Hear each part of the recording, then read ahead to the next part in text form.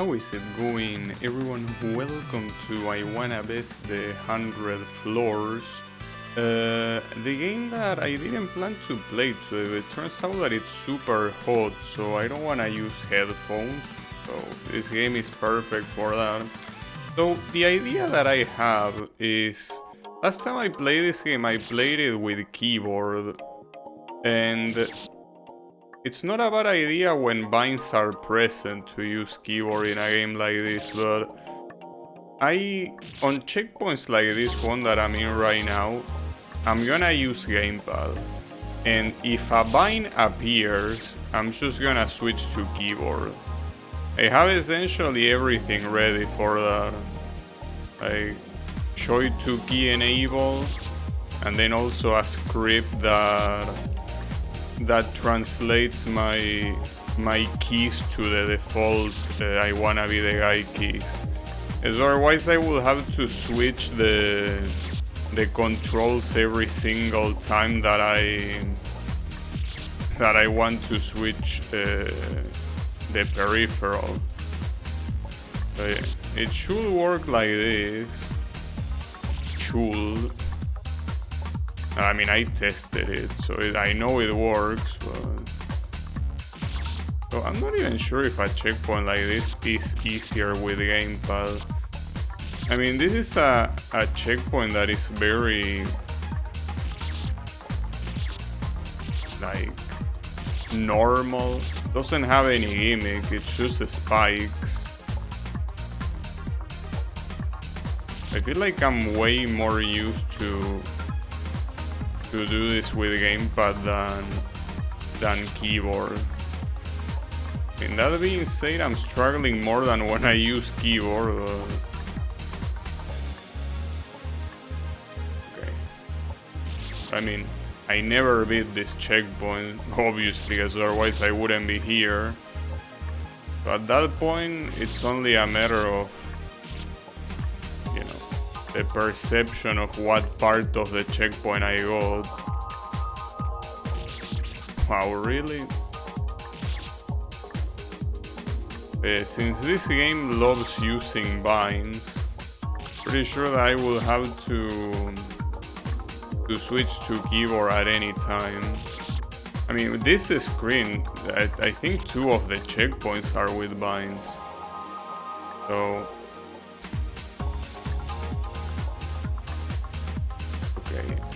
what do I do here? Yeah, well, something like that, but the second jump has to be very short, and then the other one has to... I think I died to the last one. I mean, I think I died to every single jump here on the previous stream. Since Is this the best 100 floors? I don't think they are the best, no.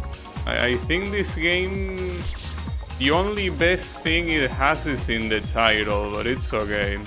How is it going, Opanker? By the way, congratulations for beating my game and thanks for leaving a review. I'm very... I appreciate it. Very happy that we have at least 3 clears. 3 clears? And ignoring my clear, obviously, that doesn't count. But yeah. Yeah, I'm going well. I mean, it's very hot. That's the problem, but it's fine. Probably, well, it is wishful thinking, but probably one of the last hot days that we're gonna have. But yeah, that's just wishful thinking. Weather here doesn't particularly make any sense, so I don't expect it to be the very last one of the year, but we will see. I hope it is.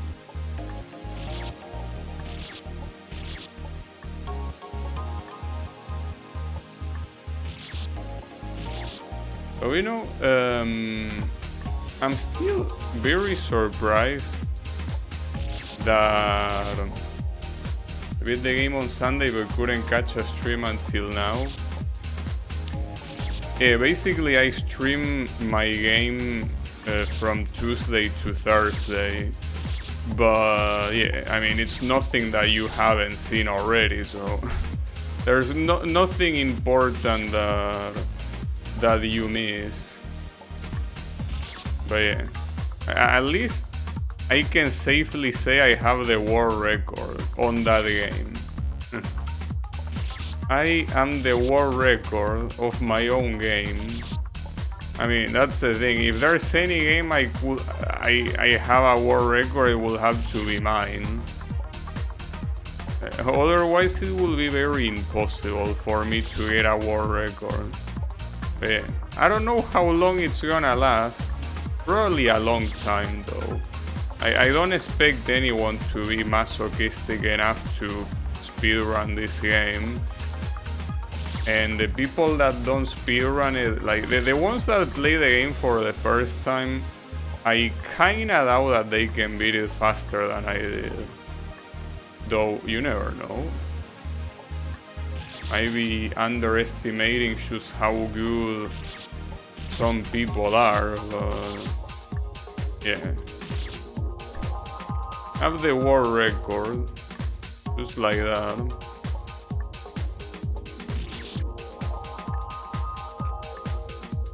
So I still find it very crazy that, because even you on the review that you left, you rate the game 74 of difficulty. I still find that crazy. I mean, not that I disagree or anything, but I just find it crazy that I'm struggling in a game like this that the majority of people consider 65, and I can just beat my game without much trouble, which is 10 points harder, so definitely the creator's buff. If one of the top Needle players played, it might be over. But I mean, you are a top Needle player. You might not be the best in the world, but you are very good at Needle. Like, you are the kind of person I would call a Needle gold alongside Echo. Because yeah, you might not be the very best in the world, but you do stuff that not many people in the world can do. You know? You do stuff. I'm absolutely not a top Needle player.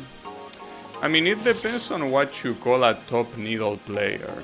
If you say top 10 in the world, maybe not. But you gotta understand that a lot of people play fun games, even if it's not the same amount of people that will play Fortnite, to give a random example. But of all the people that play fun games, I'm pretty sure that only 1% of the people can do what you do. So yeah, you might not be the 0.1%, but you're certainly in the 1% of top players. The people on the Needle Hall of Fame. Yeah, but I would assume there are not that many people there, you know? Like... Nice. Wait, where am I? Oh, here. Okay, this one doesn't have bind, so we keep gamepad here. But yeah, I was out to say that those are probably people that you can count with two hands and not much more. Especially when we consider the ones that are active. Because yeah, maybe in the almost 20 years that fun games have been around, you can probably say that a lot of people are fantastic at Needle. But the ones that still play the games, I don't think you can say there are that many in the world that you could call them like a super top needle player. So at that point, I don't know. It all depends on that, as I said. What do you consider a top player? But wait, what the hell is this champ? What is this degeneracy? And this guy and his water champs. How the fuck are you supposed to do this? Like, no matter how I look, this champ, it looks impossible. I'm assuming that it's champing like on the leftmost that you can on this water barge, but making it here on a single champ.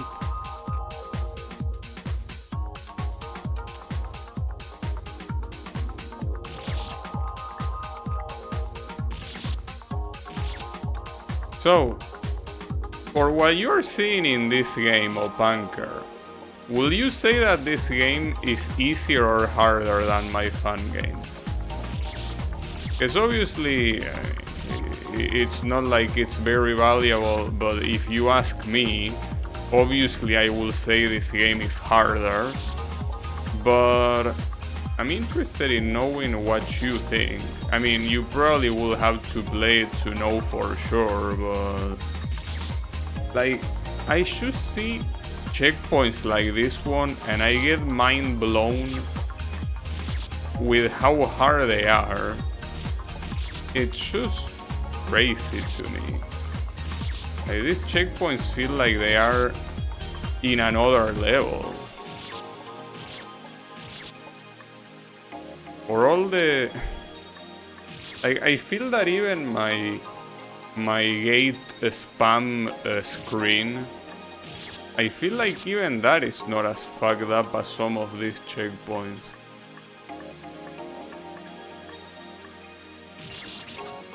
Well, at least I got past the top spike. Yeah, I guess that's the thing. Since it has a standard gimmicks, it's something that if you are used to needle games, you will have an easier time with. In my case, I mean, it's what I say. I'm not a good needle player, so things like my game that are gimmicky and non-standard, I don't tend to struggle too much. Well, especially because I design the screens, of course, but something like this is torture for me. It really is. It is what it is. Just very surprised, though. Like, being able to say that... Okay. It has to be lower. Damn it. I was gonna say, saying that not only I was able to beat a 75 difficulty fun game, but that I also made it, to me it feels crazy. But yeah, maybe it's true. Maybe it's true. I don't know. I don't know if I mean, first of all, I don't know many players in the community, but who will you say that they are the Hall of Fame needle players? Just to know if I know any of them, at least by name. And saying no is a very strong word. No, I mean players that maybe I should recognize the names. Who will you say they are like the top needle players? I probably won't know any of them, but simply curious to see if I recognize at least one name. Probably not.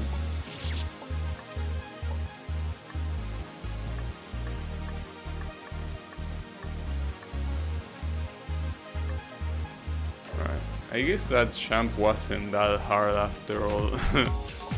I mean, it looks hard, but once I understood what to do, it wasn't that big of a deal.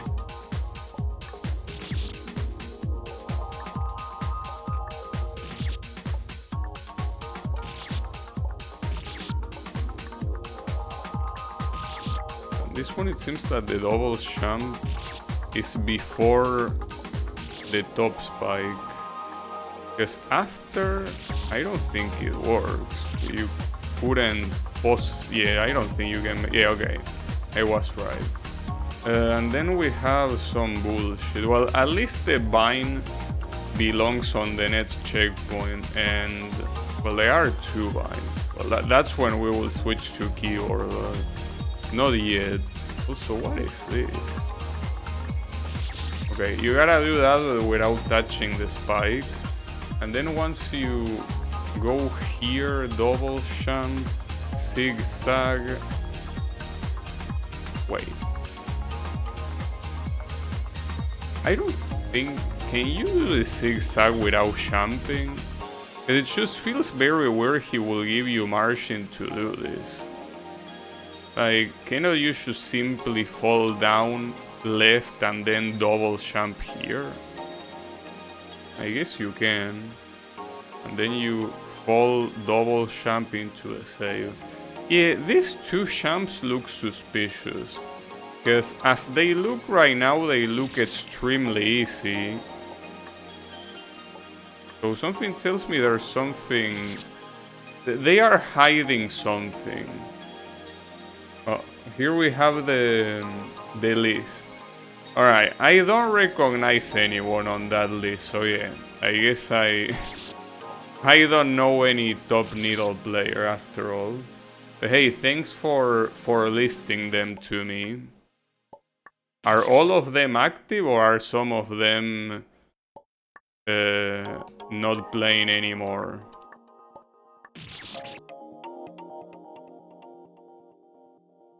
Yeah, like I'm reading again, but I don't recognize a single name. It's not like I'm surprised, but pretty crazy when your only interaction with the community is Twitch, that I don't know any of them. Most of them are still active. That's cool to know.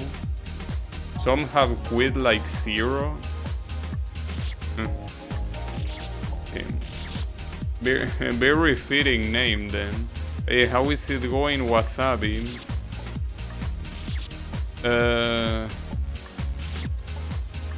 Actually, there are a lot of people in multiple communities that have the name Zero. I guess a lot of people played Mega Man and are fans of Zero. It's understandable.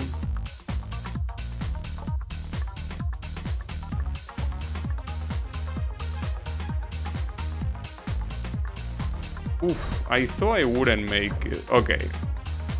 So, this has binds, which means that I'm switching to keyboard. Oh, wait a second. Oh yeah, never mind. There you go. Because since the script I have only turns numpad right and not numpad sits, I have to disable a numpad. Or rather, disable the numbers from numpad for it to work. Because if I just put numpad sits and the other, it will kinda short circuit and not really work very well. And since a lot of fun games, well, especially old fun games, they by default turn off your numpad, it's better to make the script oriented to that. Still hard to get used to keyboard. I mean, switching inputs like this is not a good idea at all for your muscle memory. The Iwana community also has 2 other people with that name. There's Zero81 Kuro, the guy I just mentioned, but also Zero Shi and Zero Yume. Yeah, I guess a lot of people love Zero, huh? Very popular guy. I mean, I guess it's just like Shadow the Hedgehog. Like the edgy sidekick. Well, not like Zero is edgy. I guess he's edgy in the sense that he uses a sword. But yeah, not really edgy as in emo or anything like that. Though I do... It is true though, that any time that Zero from Mega Man shows up, there tends to be edge in the story. Like, it tends to get serious. I mean, serious doesn't equal edge. But yeah. What's this? Tim, you want me to do a bind into a diagonal? That's very evil. A bind into a diagonal. And then... Oh, then you have to use the bind again. Champ into this. Bind champ and then another champ and... Man, this is disgusting. That last champ looks wonderful as always. Yeah, the problem here is the second champ. This spike being inverted means that you have to have a lot of height, so the transition between the first and the second champ will suck. And then the water to the warp is simply a choke check.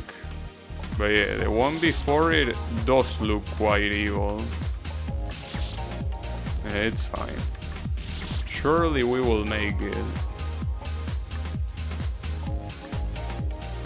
Regardless, this is a first time for me. Like, on a single stream playing both gamepad and keyboard at the same time. I never done this.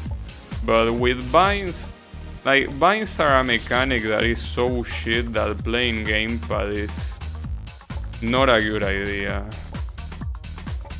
I mean, you could say, well, in that case, what's shit is gamepad. But no, what's shit is binds. That's what's shit. And no one will convince me otherwise. Binds are shit. I don't think I'll change my mind on that. But yeah, regardless of if they are shit or not, they are still an obstacle in this game. So I need to overcome it. But yeah, the best way to overcome it is with keyboard.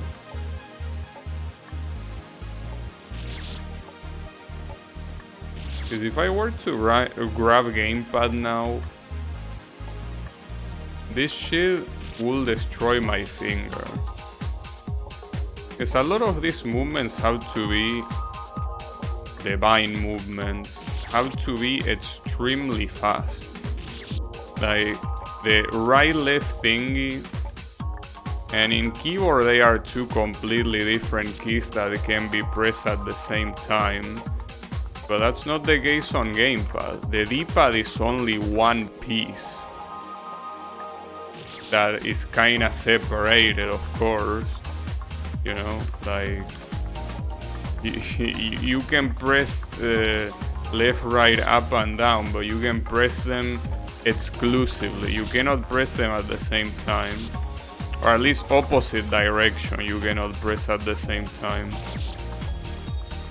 So yeah, it's very different than using keyboard. Not to mention that it's also bad for the gamepad. I feel like that sudden movement is not good for the D-pad at all.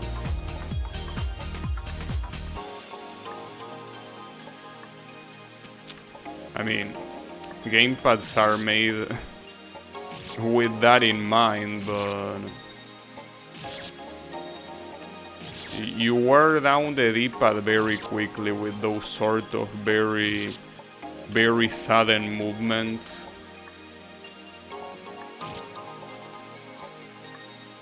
Well, I guess you can say there's something similar with charged characters in fighting games, like for example Guile in Street Fighter. You have to be holding back and then immediately press forward.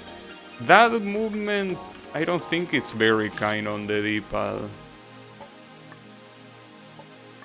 Even things like 360, which is essentially pressing, like, you know, up, right, down, left super quickly, or well, rather right, down, left, up. That will be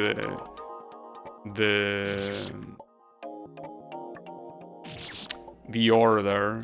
Even something like that feels less damaging to the D-pad than holding one direction and then pressing the other very quickly.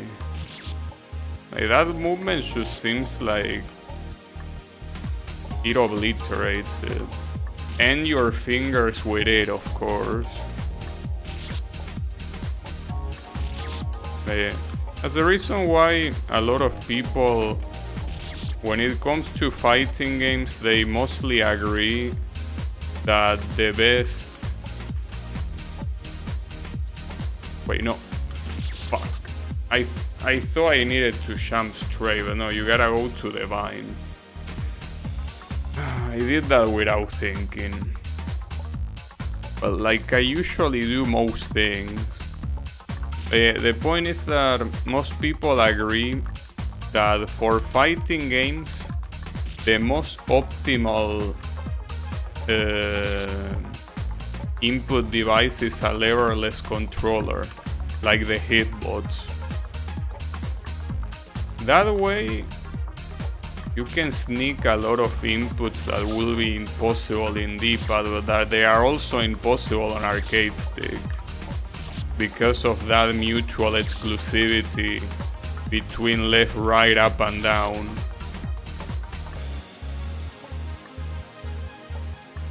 But yeah. I mean, I'm kinda curious to see how playing with a hitbox is, but it's not much different than playing with a keyboard.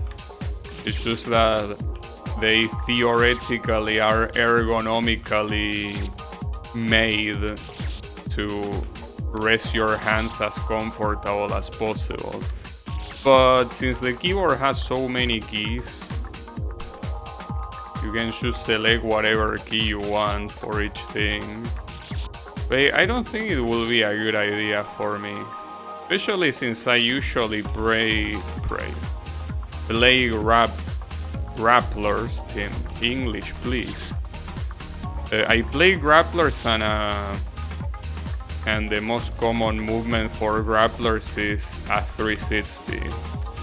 And doing a 360 on keyboard is very bad.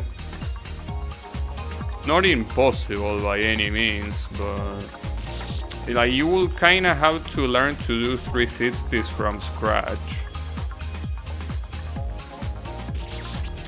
Because the whole timing of your fingers, like you gotta think that every finger is touching a direction instead of just your thumb touching the D-pad. So you need to perfectly coordinate your fingers to press 4 buttons in very quick succession. And yeah, that's something that you have to learn. You have to build a muscle memory for that. And I feel like at this point in my life, I don't want to build muscle memory. Or at least not new muscle memory. I don't mind perfecting the one I already have. Well, perfecting is a strong word. Let's just say getting better at the one I already have. But learning muscle memory from zero, from scratch, that seems like a bad idea. I'm not a fan of that. But yeah, it's alright.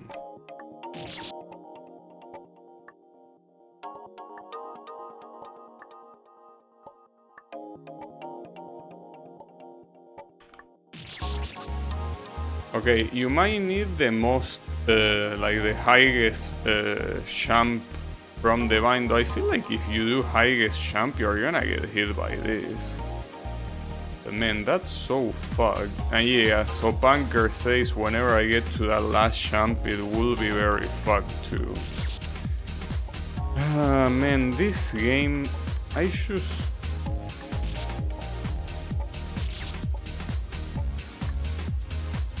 It's fine, it's fine. But I'm very curious.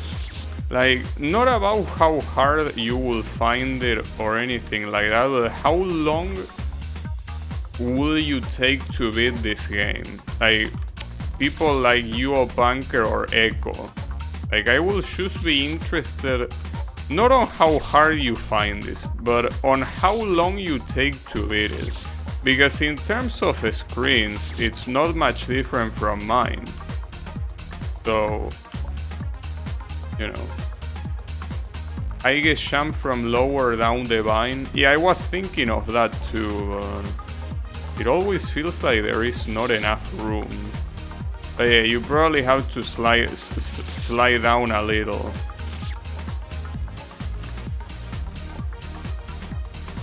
Well, in fact, if I look at my current time, I have 38 hours and 42,000 deaths. That's the thing. Like, those are crazy numbers. Those are some very fucked up numbers.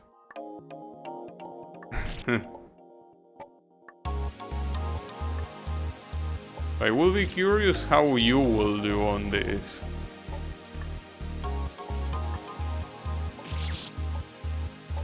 Again, you or Echo or players of that caliber, you know, like very good needle players. So I just think that this,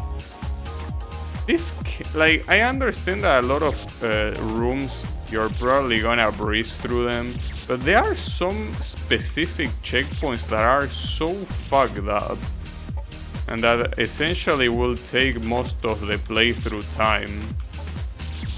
You see, like, these two checkpoints here, I found them hard, but I didn't take that long to beat them, and you won't either. But checkpoints like this one, or checkpoints like the one on screen 42, or one of those that had like some very fucked up vine jumps, like, I cannot imagine those checkpoints being beaten very fast. But it's fine. It's just, I gotta get good. I mean, this is legitimately the hardest needle game that I played, without a doubt. And I'm still not done with it. There is no doubt in my mind this is the hardest needle game I ever played. And obviously they are way worse, but I haven't played them. You could try this game. I mean, it's a basic needle game, so you probably will like it. I mean, what you see on this screen is essentially what the whole game is, except that some screens also have regular champ refreshers, but like, those are the only gimmicks that you will see. You will see non-refreshing water, regular vines, wooden platforms, and regular champ refresher. You won't see any other gimmick in this game. So, since you are used to basic needle, it wouldn't be a problem. Like, it obviously wouldn't be a matter of can you beat it or not. No, of course you can beat it. The question is if you will want to beat it, because it's also a long game. I mean, as the title says, they are 100 floors, and 100 floors, if they are not trivial, is quite a lot. I mean, my game was 90 floors.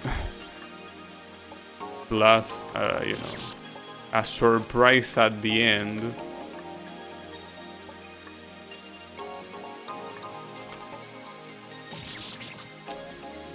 What is that, dead? Why are you like that? Can you tell me why are you like that?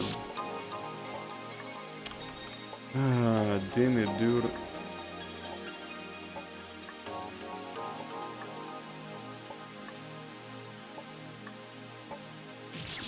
I feel like this checkpoint, I wouldn't be struggling so much with it if it wasn't for this jump here. Like, this sort of pseudo F jump is so fucked up to me. Like, I cannot do it like 70% of the times, if not more. Like, if I had aced that jump by now, I probably would know how to do the second bind jump. But like, I cannot. Actually, you know what? Let me try this with gamepad. Let me just try. It's a bad idea, but I wanna see that jump in particular. If I will do better or not.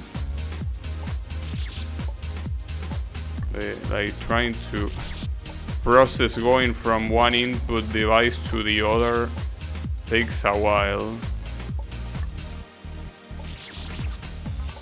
I don't think I will do better that jump with this. Like, that's just a fucked up jump. I don't think it will help. No, like, that's a fucked up jump regardless of the input device. Fuck.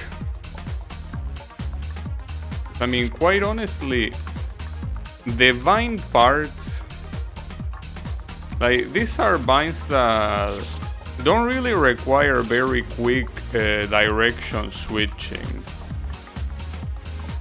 So doing them with gamepad is not that big of a deal.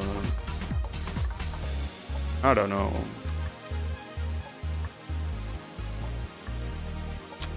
That jump is absolutely kicking my ass.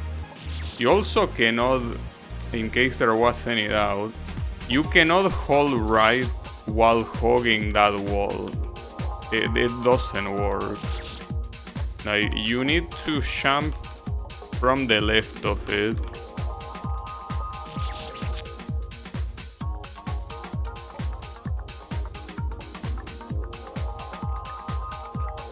It's a fucked up jump. I wish it was the most fucked up jump of the checkpoint. It isn't. Unfortunately.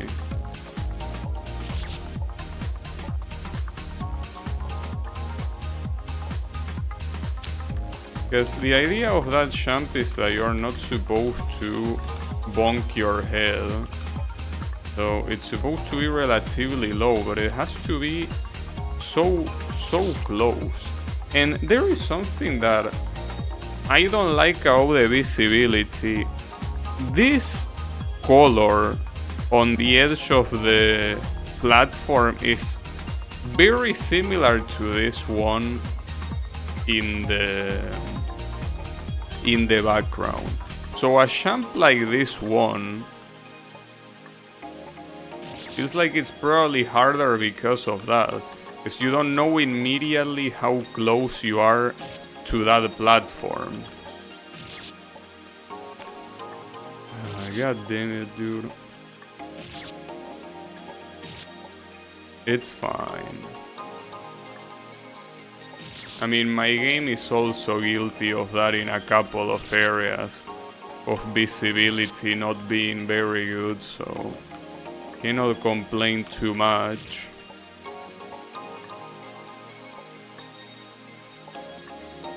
In this particular one, where it's such a precise jump, not having a clear outline on the platform is fucked up. Yeah, I guess it's one of those things that you only realize upon closer inspection. Like that jump is essentially my nemesis right now. And it's not even a bind jump. or a water champ or anything gimmicky. It's a regular champ. I mean, as regular as it gets, I guess. Man, that's so messed up.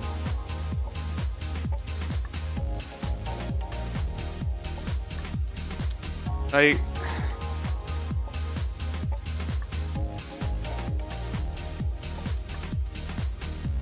that's the thing about this fun game in general. Like, you never get a break when it comes to precise champs. Every other champ is a precise champ. I can't believe I'm saying this, but I probably would prefer longer checkpoints with easier champs than... Because here's the thing, this is a middle ground that I don't think is good. You basically have checkpoints that this game also had, which are super precise champs but very short checkpoints, right? That's okay. If it's only 2 or 1 champ per checkpoint, is understandable. You can also have like a whole screen without checkpoints, but every champ, or rather no champ in the screen, is precise or super precise. Maybe you have 1 or 2 and they usually are at the beginning. But then you have this middle ground. The champs here are not super precise. Like, they are not the kind of champs that you will normally fail like 90% of the times. But they are challenging, and the length of the checkpoint is not short either. I mean, it's short if you compare it to a whole screen without checkpoints, but they are still relatively long because it's not 1 or 2 champs. We're talking about a checkpoint with like almost 10 champs if we're talking about this one. So this middle ground for me is terrible. It's like it's the worst of both worlds. You still have to deal with precise champs even if they are not as precise, and you have to deal with a long checkpoint simply because there are a lot of champs within that checkpoint. But you know that there are a lot of times where middle grounds are good. This is not one of them. I feel like I would prefer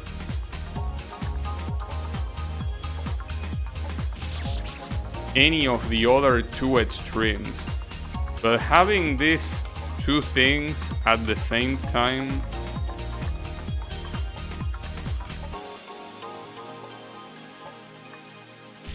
I try, man. Essentially, it's the worst of both worlds, is what I'm trying to say. It's like you're combining super precise champ with long checkpoints. Ah, damn it, dude.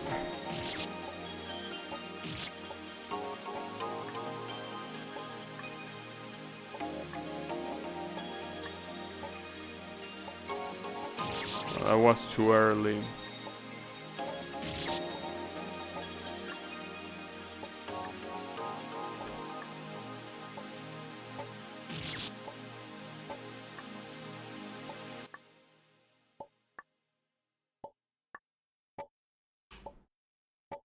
No, I mean, recovering there is very hard.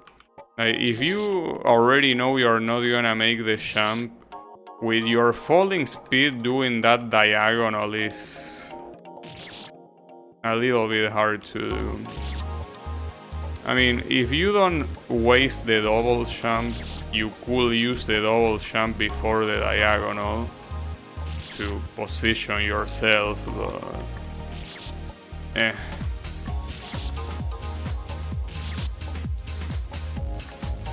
Also, originally, today my idea wasn't to play this game. I wanted to play the Sega Rally 3, but it's so hot that streaming with headphones will be horrible. Will be absolutely horrible. Not to mention that my PC will also heat up a little bit more, because running that game is not particularly free for the computer as this game is. This game is absolutely free. Like, I'm pretty sure my computer is not even detecting that a game is running. Like, the computer might be thinking I'm using the calculator right now. Running an arcade game from 2011 is not that easy. I mean, any modern computer can do that. By modern, well, that's the thing. I don't like the word modern. Any computer from 2020 to now will be able to probably run that without trouble, but not everyone can afford a computer like that, you know. And not to mention that I'm obviously talking about desktop computers. I'm pretty sure that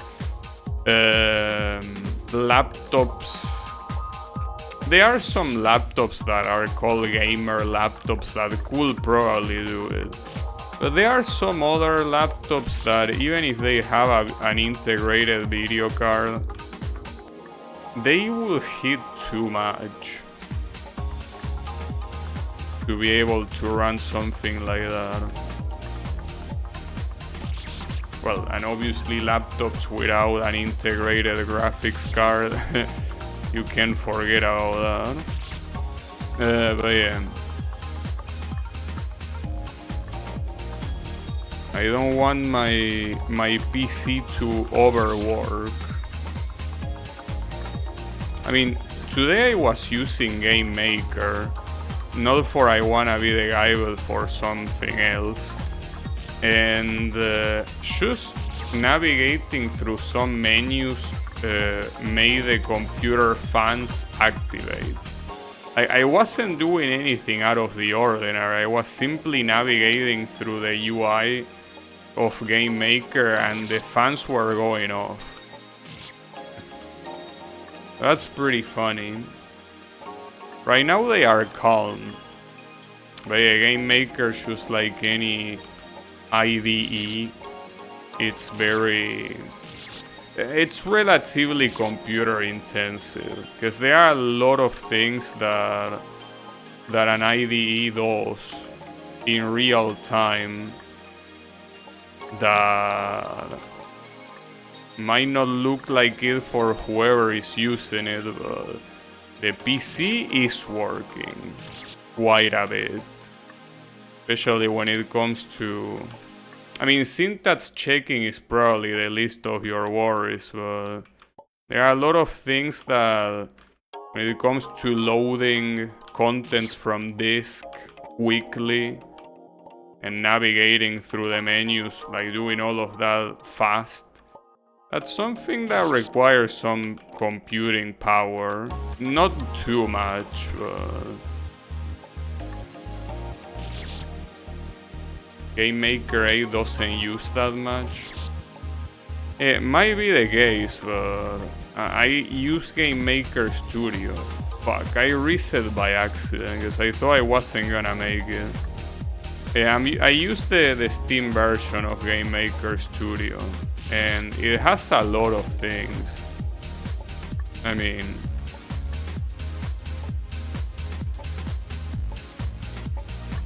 it's the reason in the first place that I have some fancy effects in my fan game, but it's a very complete program. Like, I will probably say I'm not that knowledgeable about game development, but it really seems that if you want to make a 2D game, Game Maker is the best option. Oof. Like, I know that jump is hard, so it's not like I'm super upset, but man, dude, why do you have to put the jump at the end? Because you might be seeing, like, why didn't you do a short jump? Why did you jump that high? If I do a short jump here, I'm not gonna make it. to the water. So this has to be as high as possible, and this double jump has to be as quickly as possible too.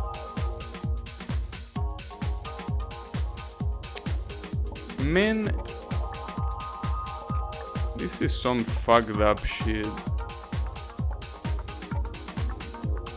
I feel like when it comes to my fan game, I only remember one screen having very fucked up final jump, which is a screen number 55.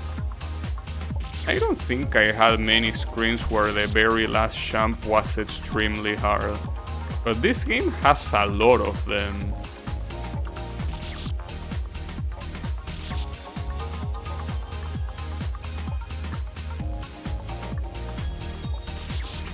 Just once, it just likes it to be that way.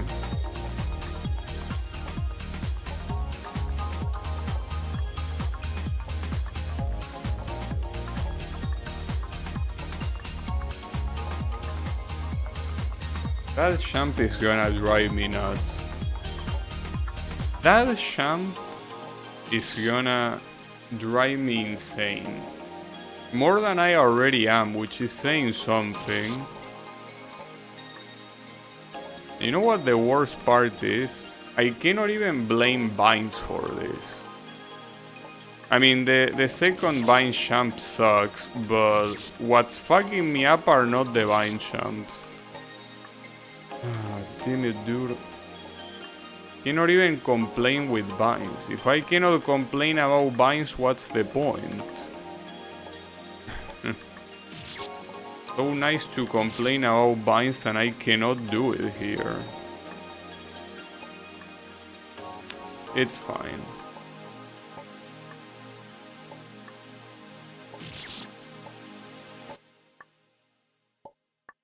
It's very curious that the other game that I'm ongoing, the other fan game, which is Echo's fan game, the screen that I'm stuck in is also about Vines.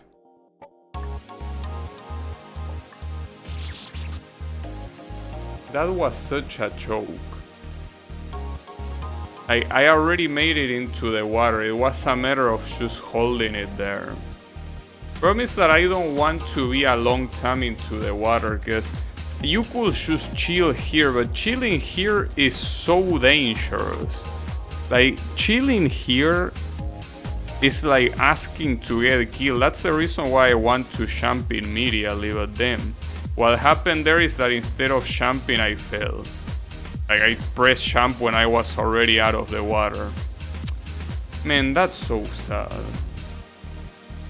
Also, how is it going, Golden? What's the best entry point on the Tokyo Extreme Racer series? Well, I'm sorry to disappoint you, but I haven't played a single game in that series, so the answer is I don't know.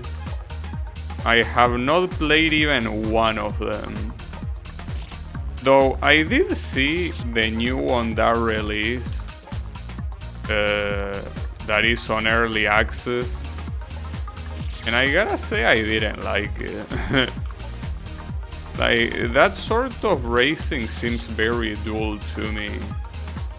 Like, you go in an open world, an open world place that is not even that open world. They are basically highways. And the race is basically who can stay on the lead for the most amount of time, kinda. It's something like that. It's basically being on the lead for quite some distance and staying there for a bit. That to me feels very lame. So I don't think it's gonna be the kind of series I will enjoy. Because at that point, it basically becomes a stat check. I know that there is traffic, so you have to dodge traffic in order to overtake your rival, but I don't think that's enough, like, to distract from the fact that it's a stat check. More of an initial D type guy? Well, absolutely, yeah. Well, in fact, these days I've been playing Sega Rally Championship 1 and 2. And Sega Rally Championship is essentially the prototype for Initial D. You know? Like that type of handling that is slippery. And it essentially, well, as Initial D obviously requires, it's a drift type of gameplay. And differently from the Ridge Racer series, the drift is not automatic, it's something that you kinda have full control of.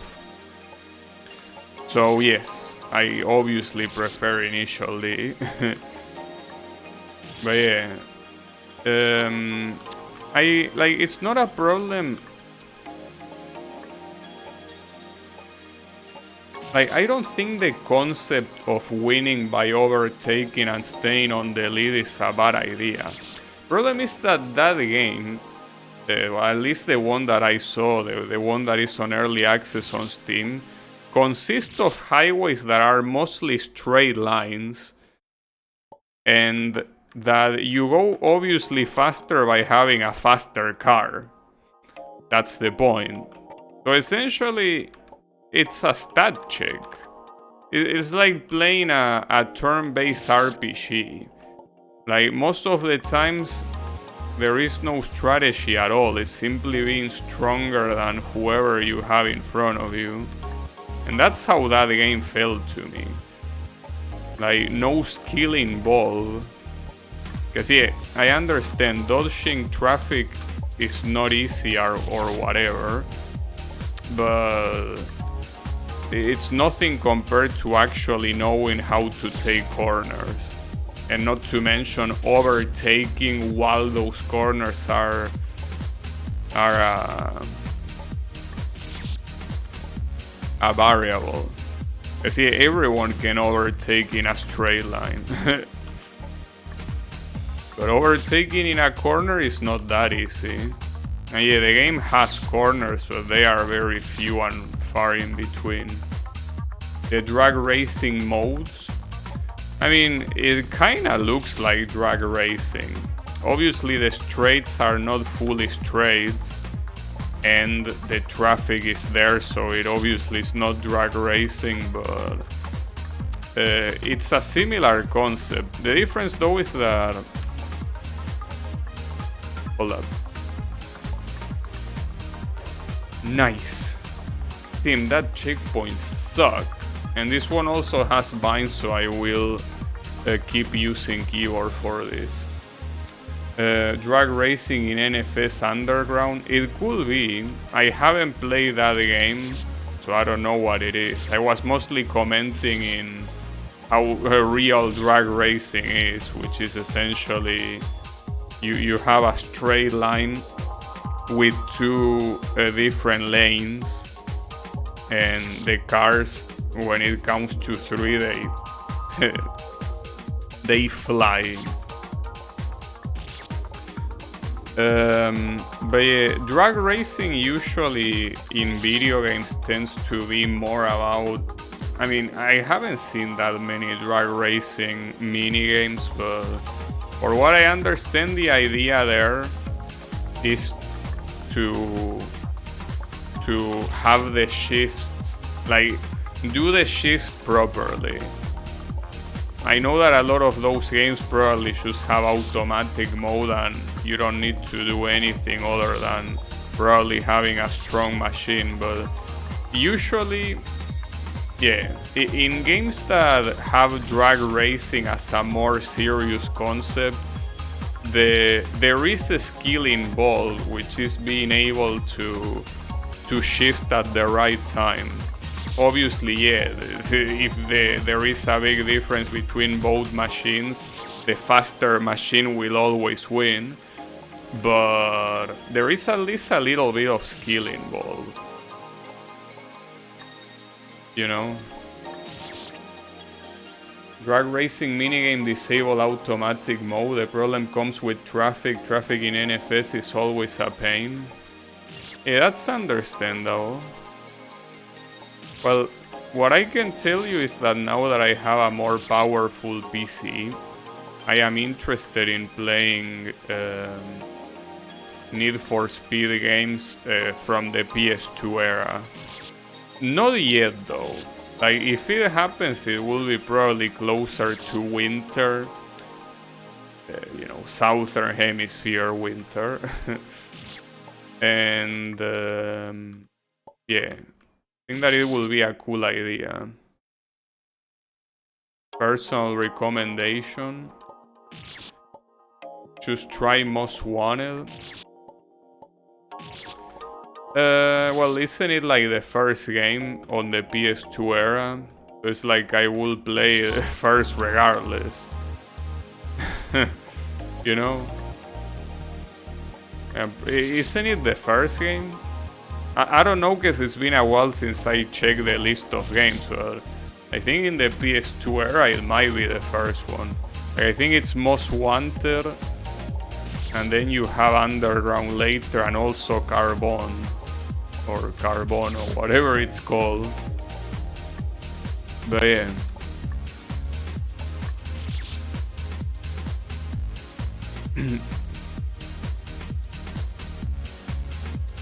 Underground 1 came in 2003. Oh, okay. So Most Wanted wasn't the first one. Underground was the first one. Alright. Well, I'll still want to play them in order. Keep in mind that if I don't like a game, usually... I mean, there are some times that sure, I can say whatever, I'm done, but in the case of the Need for Speed series, for example, I didn't like the first one, and I didn't like High Stakes. And that didn't stop me from playing 2, 3, and Hot Pursuit, and also Porsche Unleashed. So, essentially what I'm trying to say is that if I play Underground and I don't like it, I will still play Most Wanted. The controls are fine. Yeah, I do understand the career mode dragging on. I mean, it happened recently with Wipeout Pulse. That game has a race campaign that never ends, and it's super repetitive. I didn't mind playing it until the end, and I did. I even got all the goals and everything, so not something that I will mind doing. But yeah, I think I'm mentally ready.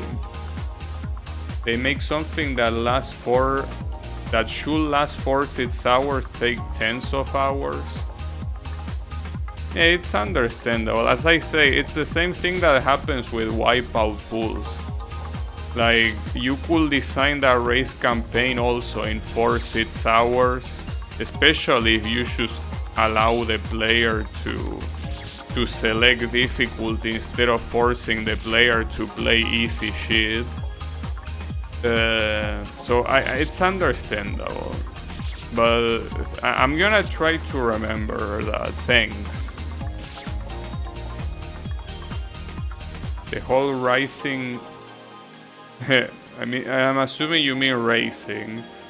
Part is very dated. Sometimes you have to make your car look like a clown to advance in some parts. That's pretty funny.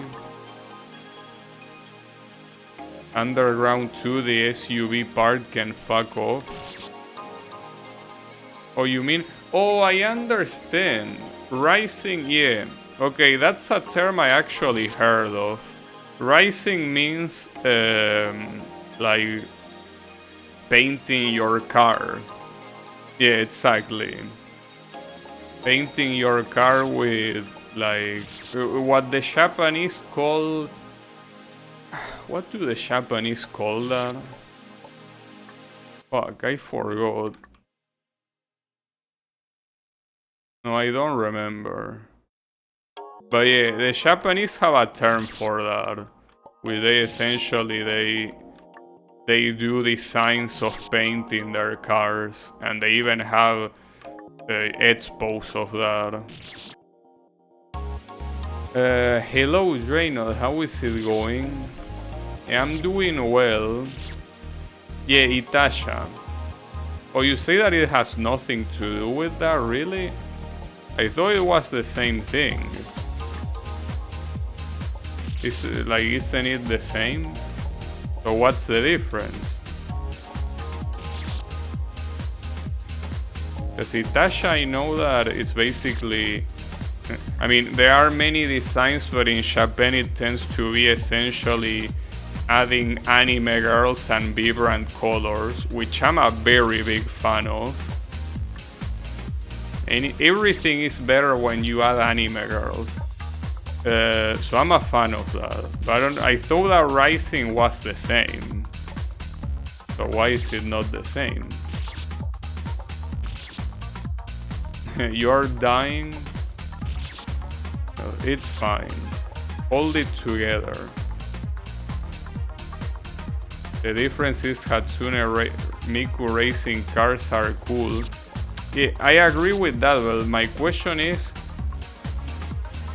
what does Rising look like? Like, isn't it like that? Or what do they add?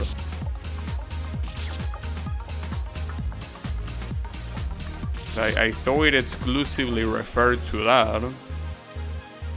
But what other designs could you have?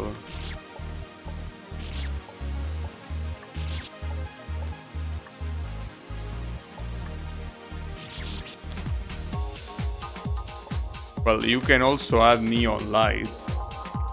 Painting a gold emerald green, adding wheels the size of a house, lights everywhere, and a wing. Oh, okay. I think I understand what you mean. Like, it's the kind of people that install hydraulics on their wheels, right? To do like the shamp thingy, and also like add like a visible turbo in front of the car, stuff like that. Okay, I get it. Yeah, that's okay. Yeah, I thought it was more similar to painting designs, but yeah, what you're calling it is more about not just painting, but also adding stuff, physical stuff to the car.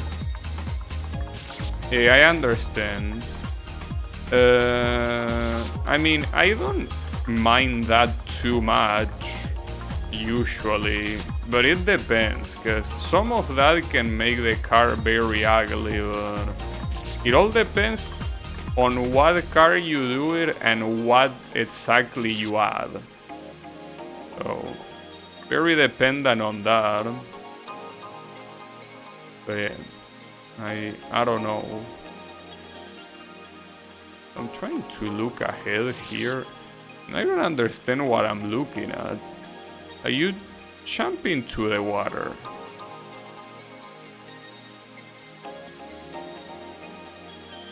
What are you supposed to do here? Like, you land up here, sure, and then you use the vine again, I guess. Vine, double shaman. But that looks so hard. That looks extremely hard. Well,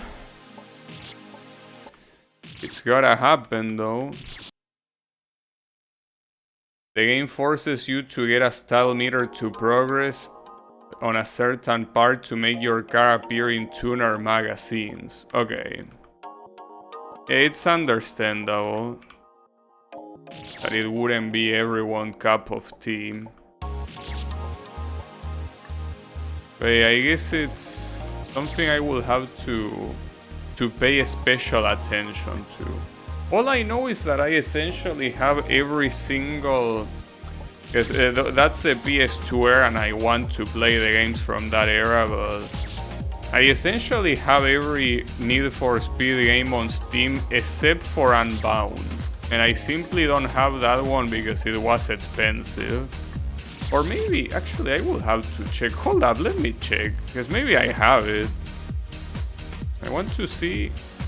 I tip Need for Speed. No, I don't have that one. I do have well, the remake from like 2000, or remake from 2013 or something like that. Heat, Hot Pursuit Remaster, Most Wanted, Payback, and Rivals.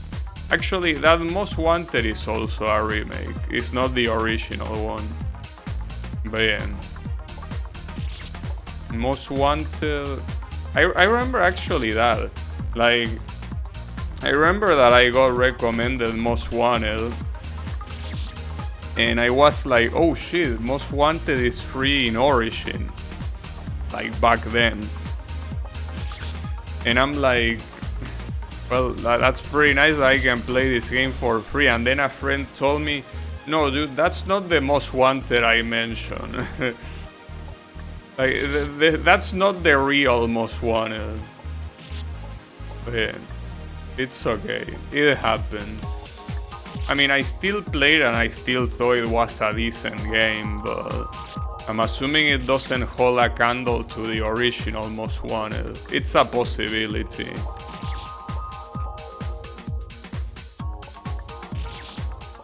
Yeah. Well, another modern Need for Speed game that I played on PS4 is Rivals. I feel that Need for Speed Rivals is such a good game. Like, there are some things that could be done better, but I really like it. The original game has great racing mechanics, fun story. Yeah, I've been told that essentially, like more or less, I've been told that you're essentially a part of, like, you want to be part of like the Most Wanted ranking, and there are like 15 people that are rated as Most Wanted, and I think that you need to have duels with them, and if you lose your car or something like that. So it sounds exciting. I'm looking forward to it whenever I play, but again, I don't plan on playing it anytime soon, but it will be played. The police AI is pretty brain dead. Well, that's better. Nothing better than dabbing on the police. The top one guy stole your car, now you're a nobody and has to climb the Most Wanted list to kick his ass and get your ride back. Yeah. It's actually a pretty similar story to The Crew. Well, you can say the opposite, that The Crew story is very similar to Most Wanted. But yeah, like, I don't remember exactly how the story of The Crew was, but like, someone sells you in the sense that there is a criminal that like you do something for someone, and that someone sells you to the police, and essentially you are back to nothing, and you have to take revenge on the asshole that did that. That's like, The Crew was a pretty cool game, honestly. Not to mention the whole thing. Hold up. Why did I jump too early and I ended up sinking? I was gonna say, not to mention how cool the whole thing about the open world map being like a full map of the USA. Obviously not a 1-1 scale, but it's still pretty cool. I really enjoy The Crew. It's a very good game. A shame that it's one of those online-only games, and I think they closed the online, so I don't even know if it's playable anymore. Maybe it is, like maybe they released it offline, I don't know. I remember it being a very, very cool game. I wish it had better cars, honestly. But I remember that I played it. Actually, I don't even need to buy it, because when I played it for free because it was free in Ubisoft, whatever they call it. I think it's called, I mean, I don't know how they call it now, Ubisoft Connect, because it used to be Uplay, but yeah, whatever it's called now, it was free there, so I got it for free. and I played it and I really like it. I will just need to connect to that account. It's just I don't really use that account anymore, but not like it will be a problem.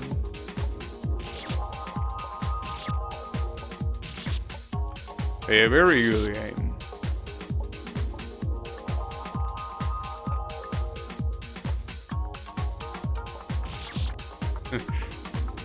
So, I mean, I'm not gonna spoil anything, but some cutscenes in that game are very funny, because it's like the story is trying to be like this serious, tragic story, but there are some things that you look at and you are like, what? What are you doing? This will never go this way in real life, and it doesn't have to. It's just that when you try to take a quote-unquote realistic story seriously and you have shit that is so ridiculous, it kinda breaks the immersion a little bit. It's still funny. I mean, that's what's important, for it to be funny. If it's funny, it's forgiven.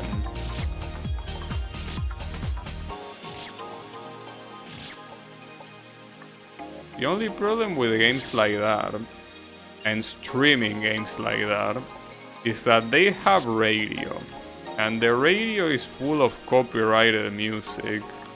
And I personally don't monetize my videos, so I don't care about that. But the problem is when your audio gets muted. Because if it was only the song that gets muted, but no, everything gets muted. I mean, everything while that song plays, not the whole VOD. That would be extreme bullshit, but it's not that bad, but it's still bad enough.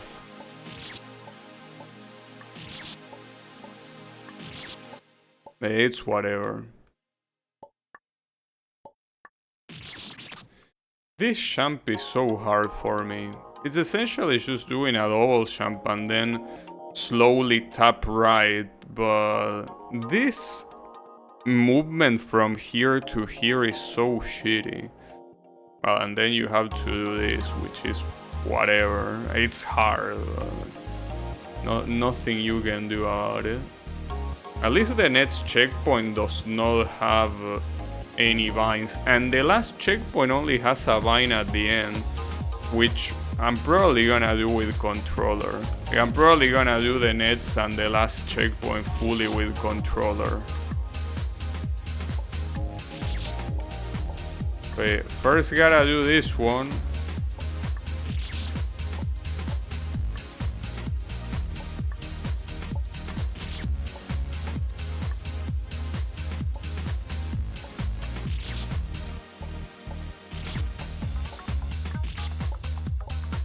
All I hope is that tomorrow at least the weather is not this fucked up, so I can play something that is not I wanna be the guy. Will be nice.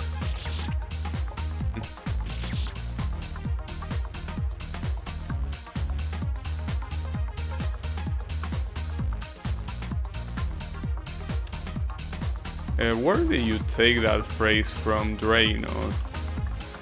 Why is there a copy pasta about Need for Speed Most Wanted? I mean, I'm assuming that's the disclaimer that the game has. So it is funny when games do that, I gotta say. That's the cutscene that plays when you open the game.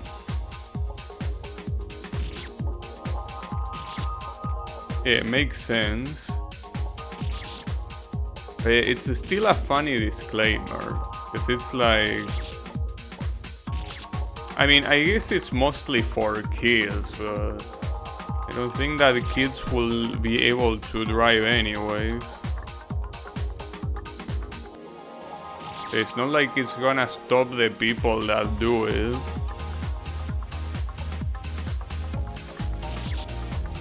That was made for kids that watch Fast and Furious, yeah.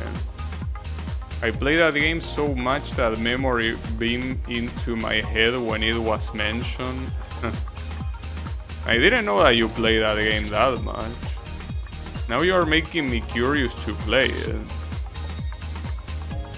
You never know if some stupid kid tries to be Dominic Toretto with her mom's Camry. I mean... How did I not land? They will have to somehow get access to the car. But yeah. I 100% the game, including all the challenge shit multiple times even.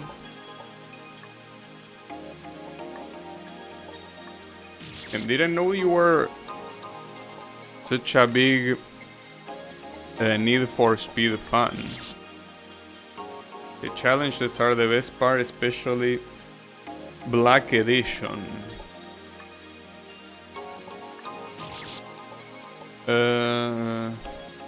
I will have to check. My dad also got me NFS Underground. Yeah, basically here we were, well, Golden was saying that Underground has a campaign mode that drags for too long, and that sometimes you are forced to pimp your car a little bit too much, and he didn't like that, which is understandable.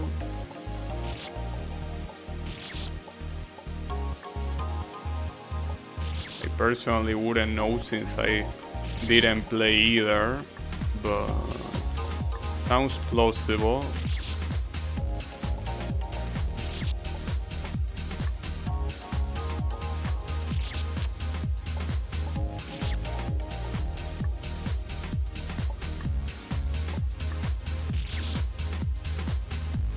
I'm downloaded the ISO.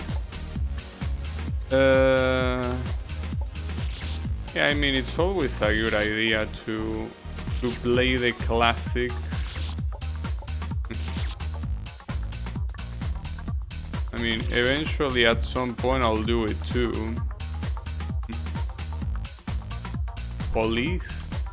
It's okay, he's not European, so he doesn't have to worry about whatever is downloaded over the internet.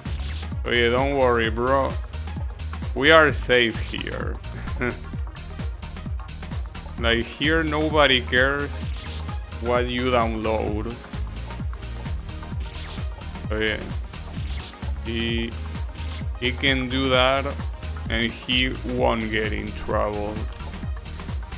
And neither will I. Yeah, Europe is not that lucky when it comes to downloading ROMs.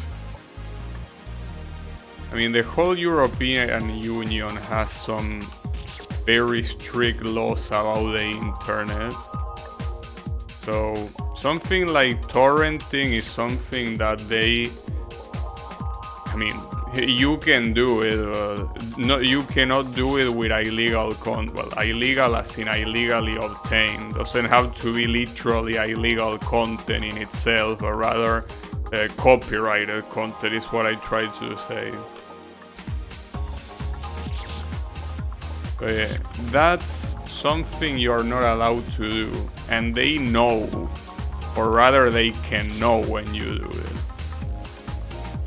Yeah, like if you download things like Linux installers, or you download, I don't know, images from a photo trip that some guy for some reason decided to share through torrent, yeah, that should be allowed, because I mean, torrent is simply a protocol that allows you to share files in a decentralized way, so there shouldn't be anything illegal about that. But yeah, if you use that to share copyrighted content illegally, well, yeah, that probably is not allowed. That's the only legal thing you can download with torrent. I mean, you can download anything. It just has to not be copyrighted material. You know? Like if I decide to upload a torrent that has, I don't know. Hold up. Bro. Okay. And now... That's so hard to do. Okay, so what you're supposed to do here is full champ, keep the champ press, and then you have to do such a fucked up champ. You probably have to do it at the very bottom, and it cannot be a full bind champ either. It has to barely come close to the ceiling and then double champ here. That's so shitty. You know, I know that nobody uploads a torrent with shit that doesn't... I could upload an image of myself doing a thumbs up to a torrent, and that will be perfectly legal to download. But yeah, nobody really does that. So yeah, I guess it wouldn't be. But then again, it's been so long since the last time that I torrented. I think that most things, well, I usually don't go for very obscure shit, but most things when it comes to all games, you can easily find them with direct download. You don't have to go as far as torrenting. Not to mention there are also services that turn torrents into direct downloads. Though I also know how the European government handles that. Because torrent is a protocol, so it can be detected easily. But a direct download, I don't know if it's that easy to detect. I mean, it's easy to detect you are downloaded a big file, yes. But I don't know if they control that. Like if you download a ROM through a ROM, or I don't think many people care about ROMs, but I'm talking about the government, right? But like if you download a recent movie in a direct download, I don't know if the government cares or not.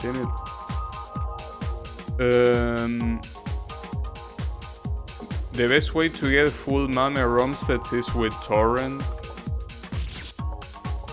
It probably is the case, yeah, but I'm personally never going for full ROM sets, so I usually just take whatever game I want.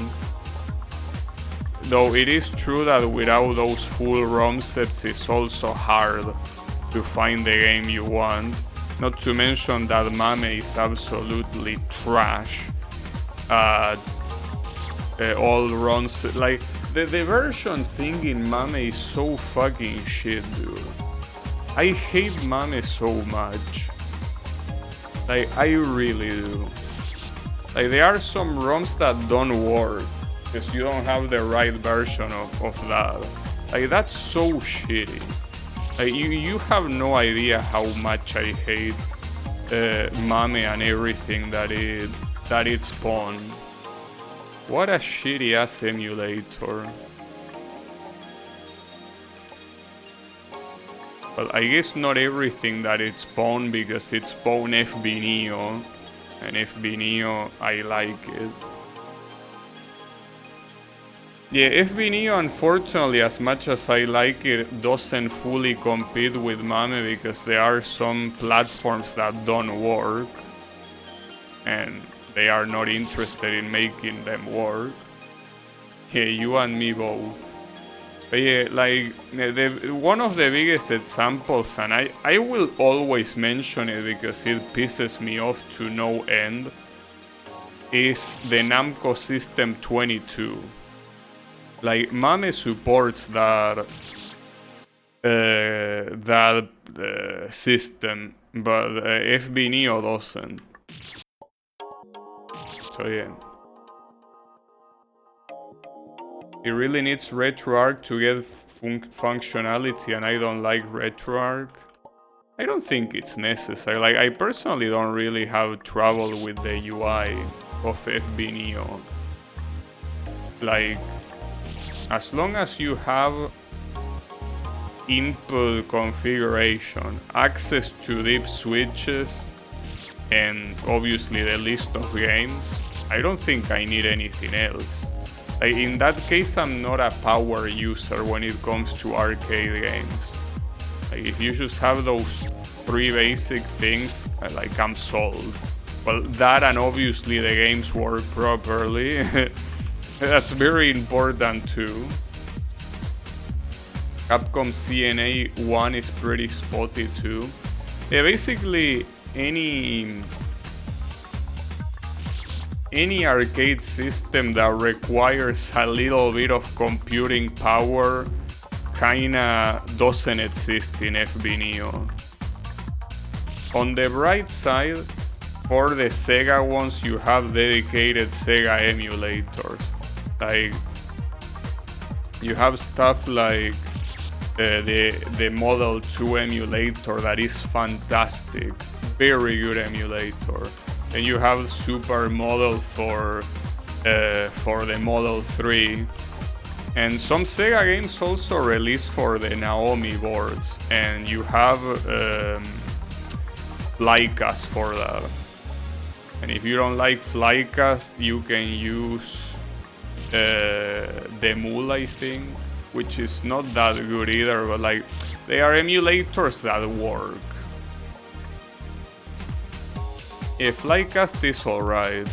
The problem with Flycast is that they have some bullshit also with ROM versions. Like, there are some ROMs that they have a format that Flycast doesn't like, but it depends on what version you are using. Flycast has lots of bullshit with lag. I think when it comes to lag, the Mule is even worse. For what I tried. I'd rather just play the home version. Yeah, I mean, most games released for the Naomi were also available in the Dreamcast. So yeah, if you have a Dreamcast emulator, that will work. But yeah, it depends on the game. I guess some games don't have a Dreamcast version. Red Dream is alright, but the advertisement for the paid version is annoying. Yeah, that happens. I mean, I use Shoy2Key almost every time that I play a fan game, and I wanna be the guy fan game like this one. And from time to time, Shoy2Key is gonna tell you, please remember that this game is a donationware, so hey, if you like, you can donate. And I won't, but yeah, it appears that pop up from time to time. Paywalling multiple save state slots is scummy. That's pretty funny. I mean, usually I don't use save states, so it wouldn't affect me too much. But it depends on the game, I guess. I mean, for games like Ketsui, I remember save stating a lot because practicing that game otherwise is quite fucked up. It's a very hard game. How do you practice shoot 'em ups? I mean, in most cases, Ketsui is an exception. Most shoot 'em ups I don't go far enough to like practice them that much. Like, for most shoot 'em ups, what I simply do is like I get the 1 coin clear of the first loop and that's it. And for that you don't need save states. Like, I never went for any hard achievement in any shoot 'em up. I mean, to give you an idea, the hardest thing that I did in a shoot 'em up is getting a no bomb on the extra stage of Touhou 15. That's probably the hardest challenge I did. I didn't do anything harder than that. I needed for my Batsugan 1 all. Well, as I say, I needed it for Ketsui. If I didn't use save states, I wouldn't be able to one coin clear Ketsui at all. Like, that game is super fucked up. And there are some other games, like for example Mushihime-sama, Dead Smiles, or Daifukatsu, that I have the Steam version, so essentially the practice mode is more than enough. But yeah, I don't tend to bother too much with try-harding hard achievements of shoot 'em ups, because I know that like doing something like that takes a shit ton of time. And Ketsui itself is a good example. Like, I would love to go for a 2-all clear in Ketsui, but that's something that will take you multiple months of practice. I'm not willing to do something like that. Like, not even close. Like, doing something like that is like anti-fun to me. Like, I wouldn't be able to play one game for so much time. Not to mention also needing to have top-notch reflexes as well. Like, I'm not willing to do something like that, but I'm also not willing to do any challenge like that. So when that's the case, you don't really need save states. Let alone multiple ones. It all depends on the games you play.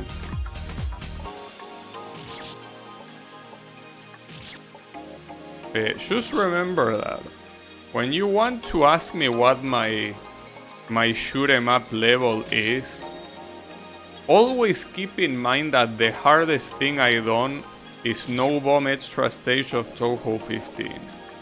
Just remember that. That's the hardest thing I done. So you can imagine the rest.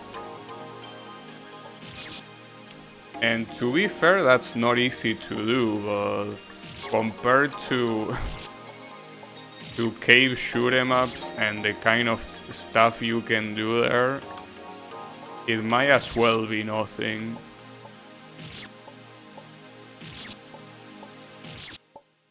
So it was fun to try at least.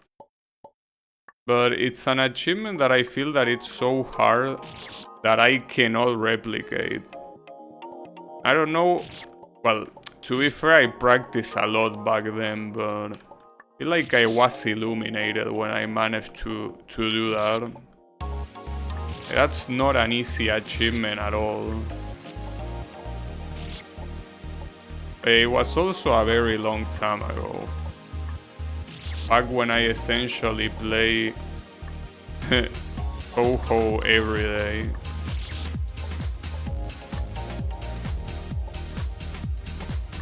So yeah. You understand.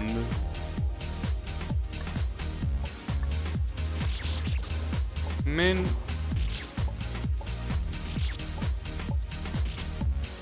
This checkpoint feels like it's gonna be a lot more fucked up than the previous one. Which is saying something, but it most likely will. This checkpoint looks more fucked up. Because this champ is trash. This champ is absolute garbage. But it's not like the Vine part is any better. You cannot get to the Vine part if you don't clear that. And not to mention that even after the Vine part is done, you also have this dog shit champ here that I cannot even call a choke check, because like, that's not even choking, that's a legitimately hard champ. not as hard as it could be. But that's not an easy jump. This game really pisses me off, dude. I mean, as I say, if it wasn't for the fact that it's super hot, I wouldn't be playing this, but... Maybe I should have picked Shampoo Refrentor, to be fair. So Shampoo Refrentor at the part, I mean, also has some fucked up screens. I mean, this fucking game, dude. Like, this will be the hardest fun game I've beaten, if I manage to beat it. Playing anything harder than this will... yeah, will not make me want to keep playing it. And I'm tempted, when I beat this game, to give this game a rate of 80 difficulty. I'm super tempted.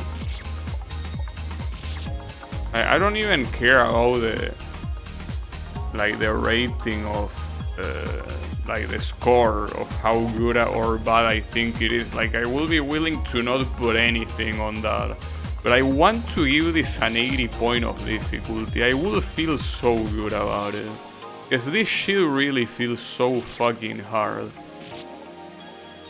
And we still didn't even get to the hardest screens that are supposedly the final ones.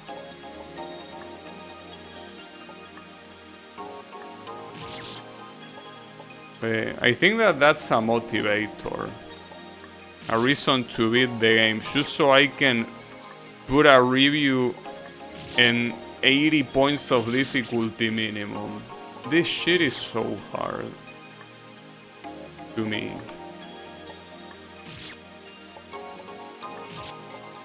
Well, whatever, that's irrelevant. Beating it is more important. Beating it just for beating it. Just for overcoming the challenge.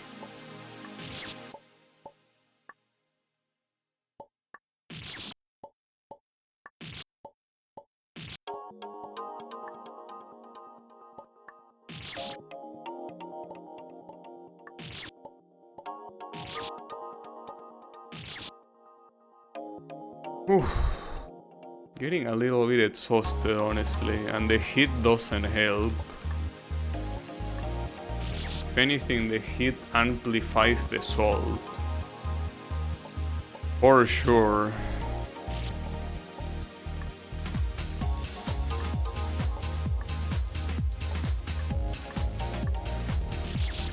Okay, I guess you didn't want to get to the vine that time. Guess you just didn't feel like it. And though I was right there, yeah, don't get into the vine.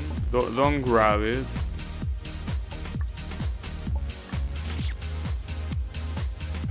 Fuck me, dude. I really should have gone with Shampoo Refrentor. Stupid ass mistakes.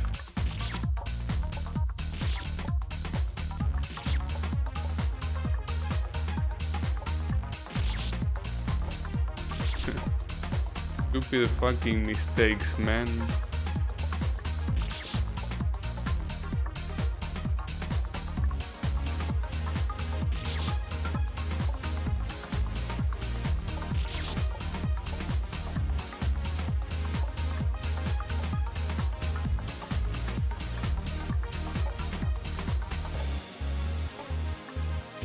Though I still don't understand how to do this jump. Like, it has to be probably at the very bottom of the vine. Sure, but like, this is so far apart. Like, it's extremely far apart. Like, you are asking me to make a miracle here. And the checkpoint should be here minimum, but it isn't. Fuck, dude. You just cannot have nice things in this fucking game.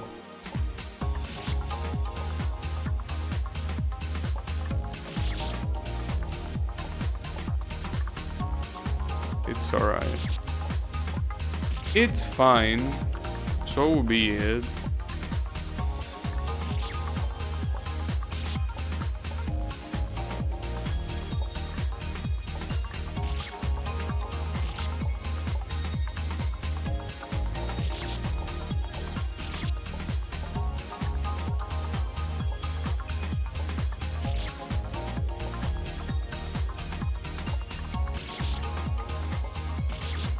Time to random shit now.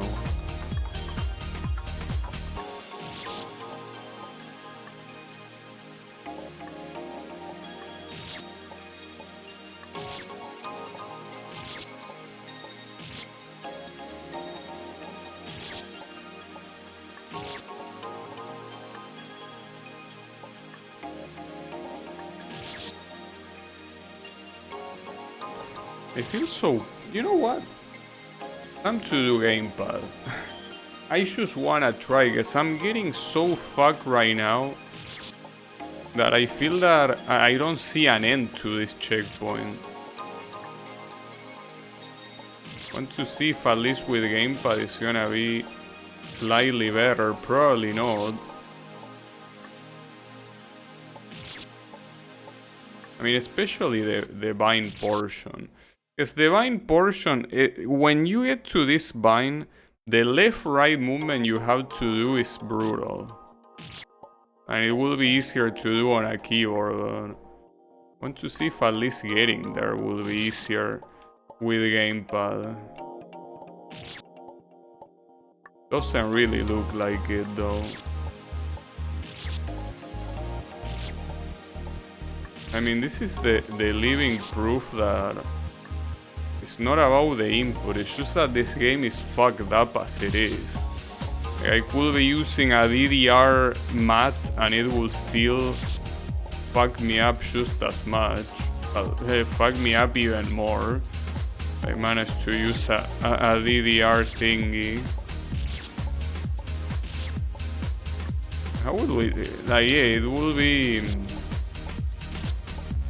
You can probably move left and right with your feet, and then you can do the jumps on keyboard. It could work. But it doesn't even have to be a keyboard, it just has to be an additional button.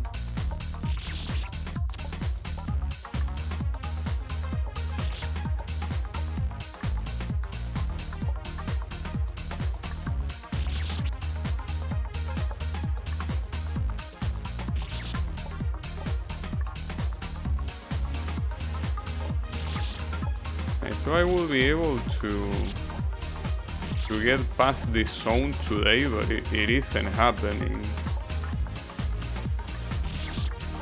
Not at this pace. Like, not at all.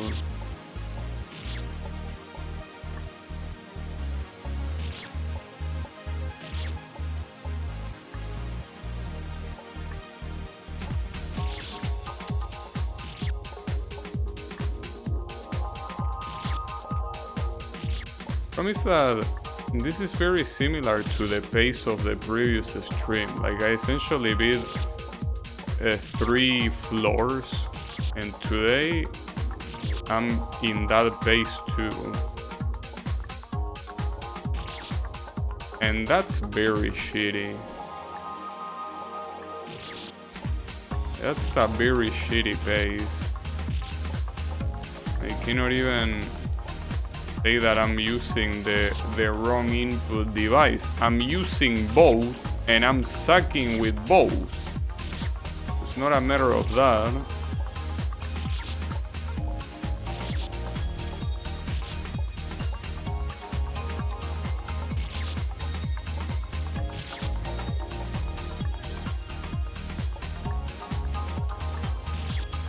And like this sort of stuff, I would like to see Dre not play this game. Nah, I'm just kidding.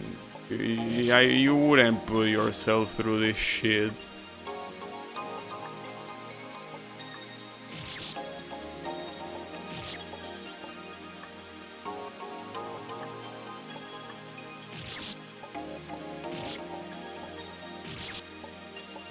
I mean, you shouldn't put yourself through any needle game, for that matter. Including mine.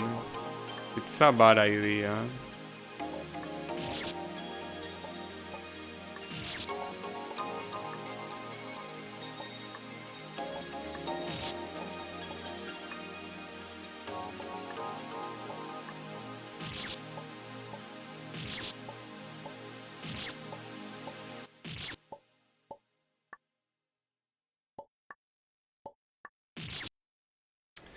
Yeah, that champ there is mind-breaking me. Yeah, mind-breaking me. It's mind-breaking me so much I can't even talk properly.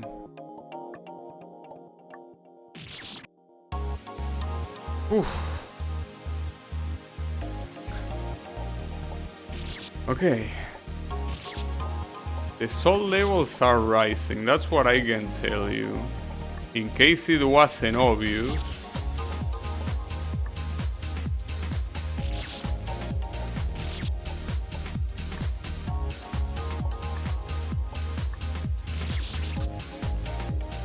Dying to that spike is so irritating. It essentially evidences how shitty that champ is. Like, having this little room on a like fast fall as this one. Like, I remember there was something like that in Shampoo Refrenter that was the path you were not supposed to take. It was probably a shorter gap, but essentially it was a gap like that that you weren't supposed to take it, but here you are supposed to take it. Like, it's so messed up.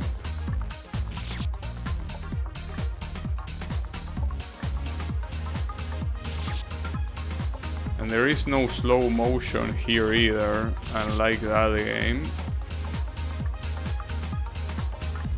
You gotta slow things down in your head on your own.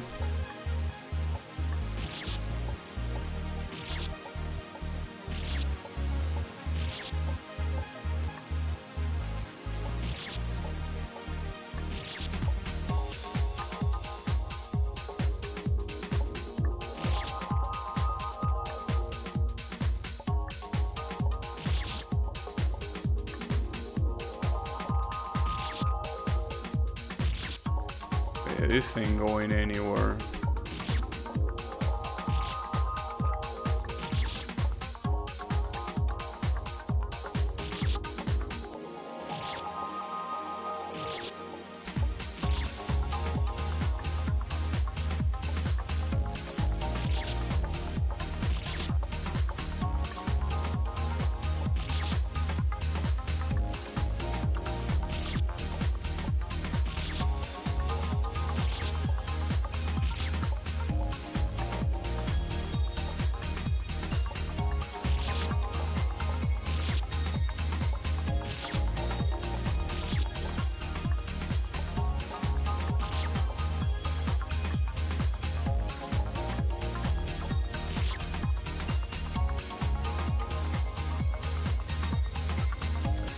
I really want to alt F4 right now. I really do. I won't. But man. Well, alt F4, no. You just need to press escape. You don't need to go that far. Just pressing escape works in fun games. It's pretty nice.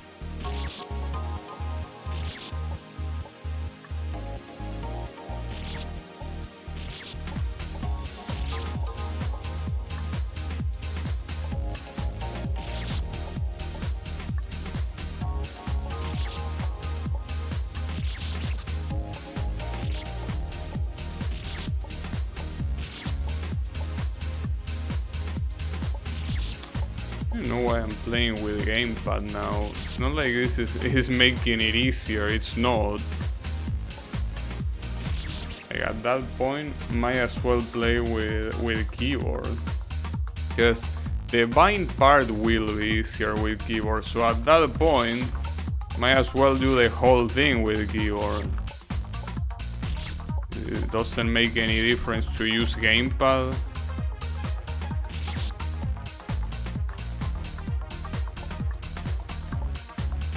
If I at least was getting to the bind section more consistently, but no, I'm not. In fact, I'm dying on the same places I'm dying with keyboard.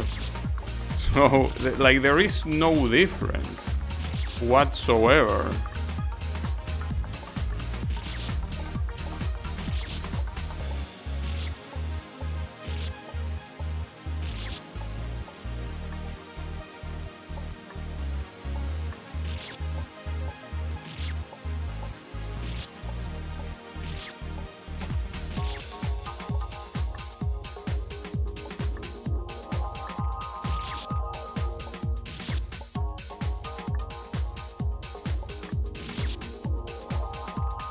Also, are you there, Drainer, or did you die?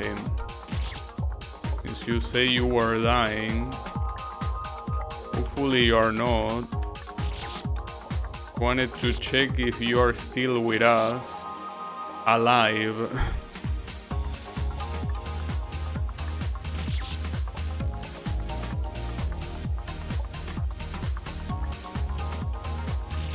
We might have lost Draenor. Well, RIP Draenor. Now our Warframe playthrough will never end. I wouldn't want to continue it without him. It's fine. Let's just make an AI and play with him pretending it's Draenor.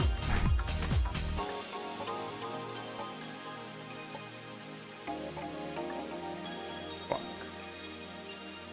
That almost worked, and I even bonked my head. So if I didn't bonk my head, seems like I did have quite some margin.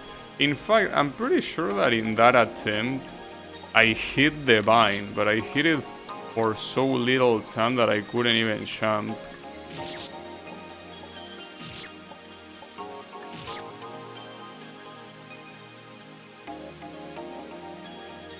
Also, I'm looking ahead on the next checkpoint, and honestly the jumps don't look that fucked up, but I don't know.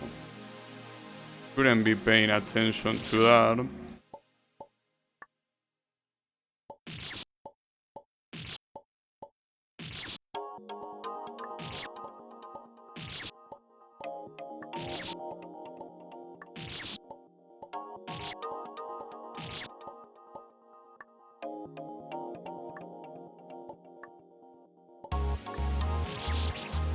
Shame, I didn't have confidence there that I will reach the water. That's a shame.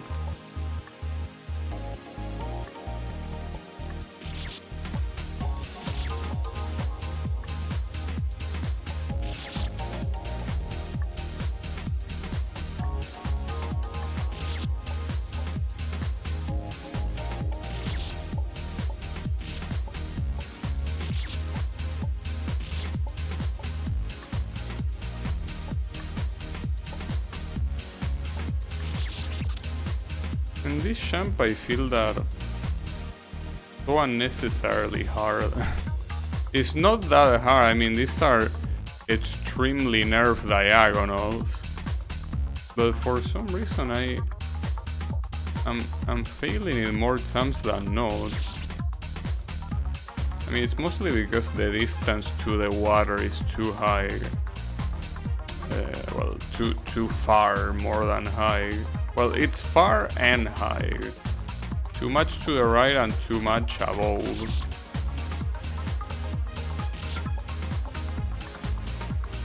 I guess the main issue is the fact that it is too high.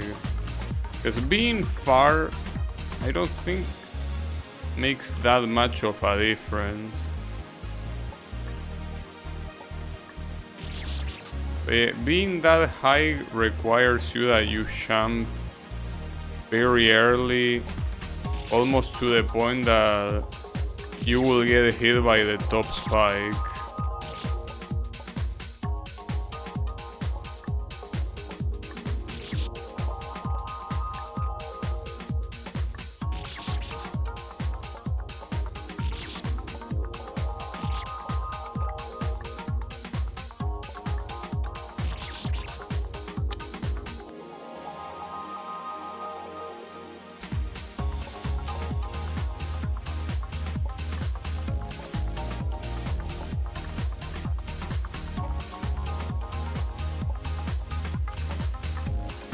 The problem is that if you do that vine jump so low, it won't matter too much.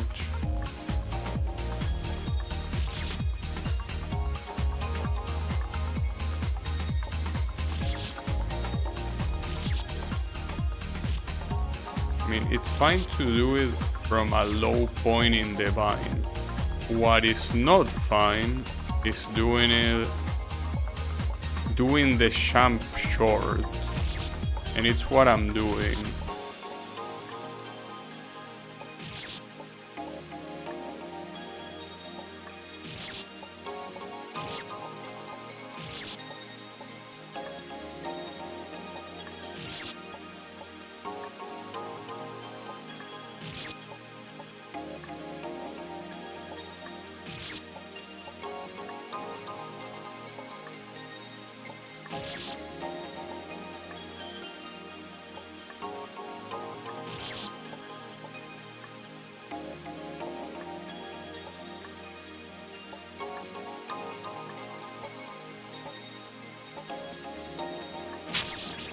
I cannot even position myself on that shit, dude. Such a small... Like... Without this spike, it's not like the checkpoint will be that much easier. It obviously makes it harder, yeah, but like... So unnecessary. As if the checkpoint wasn't fucking you up in so many different ways that you feel compelled to also add that stupid ass spike there.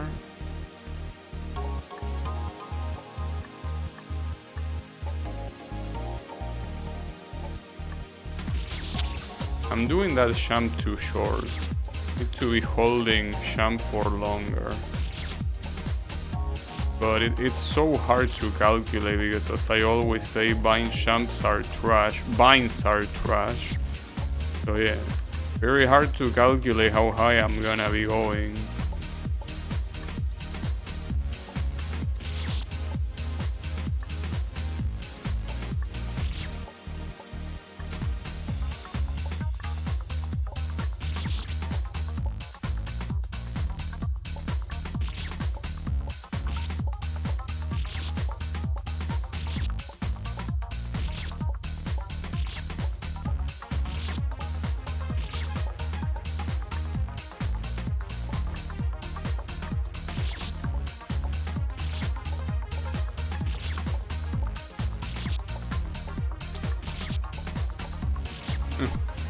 At this rate, I'm retrying this shit so much. I can even hear the button presses. Like I can remember the rhythm of the button presses. So maybe that one down there is one of those jumps that you can do a setup. Like maybe if you bonk your head in a specific spot, you can hold right. It's one of those things that it's just impossible to know. I mean, if it was the first jump, I would have already tried it. The jumps before it are not free. Feels like wasting an attempt. Not to mention that I mean, logically it should work, but I don't know if holding all the way right from here to here wouldn't just make you hit this spike. It probably will make you hit it. Hard to tell. I don't think it's possible. And if it is possible, it might be harder to set up than just doing the jump normally. That's the thing. I feel like the way I think the jump is done normally might not be normal at all, and I'm overcomplicating things. I mean, holding right, I don't see that working. You just have to gently tap right while you're falling.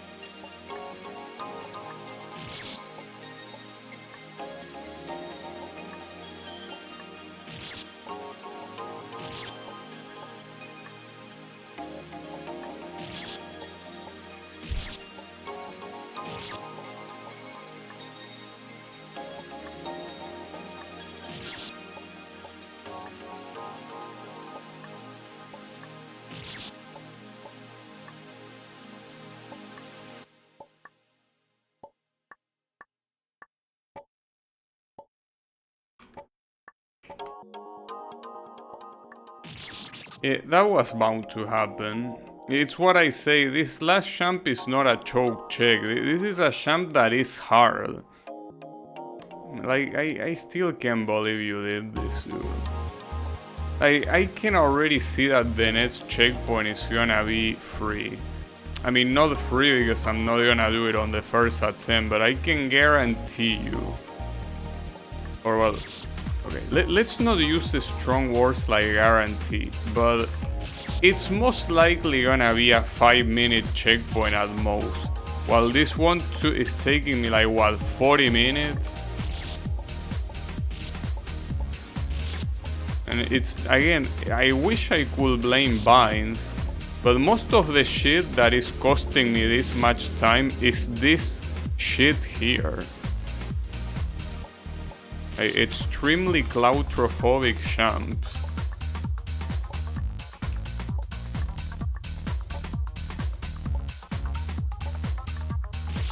Almost.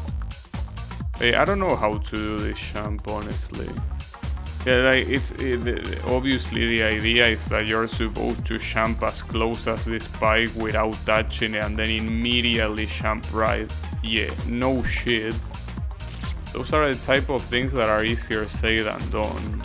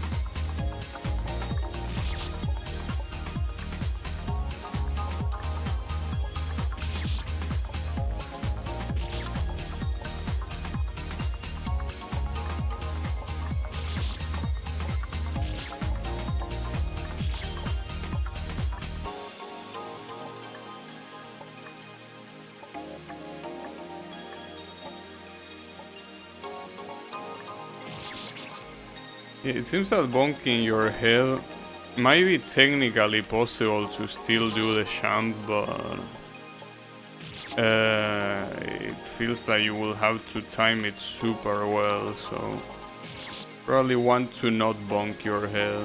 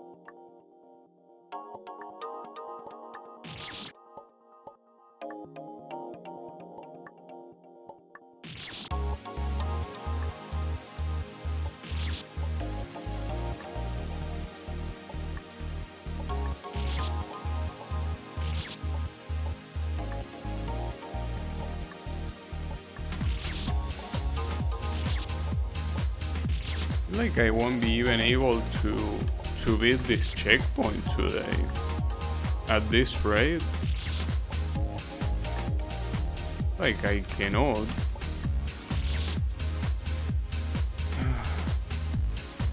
Maybe I should just stop playing this game altogether, because every time I play it I get salty, and at that point, what's even the point?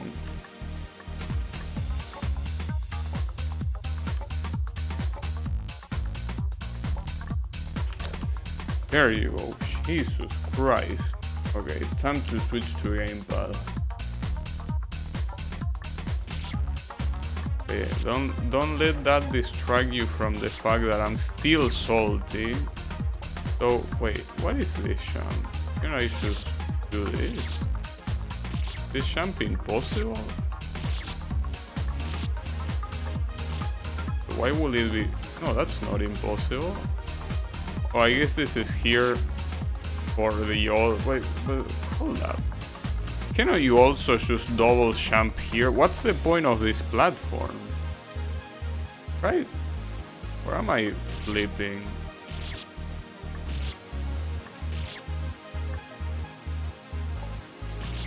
Yeah, like I'm pretty sure like this serves no purpose. Weird. Maybe that's the point of that, like to confuse you, I guess. Yeah, you can easily just do that.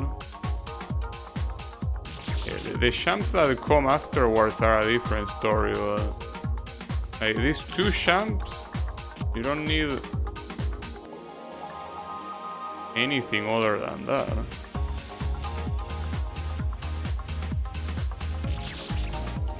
I don't know why you didn't want to jump there.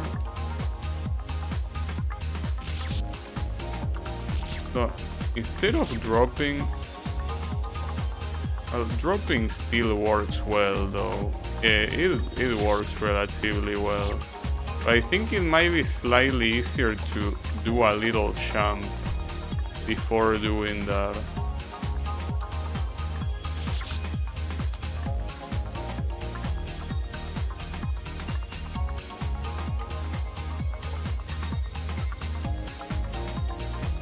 I don't think I have the align for this.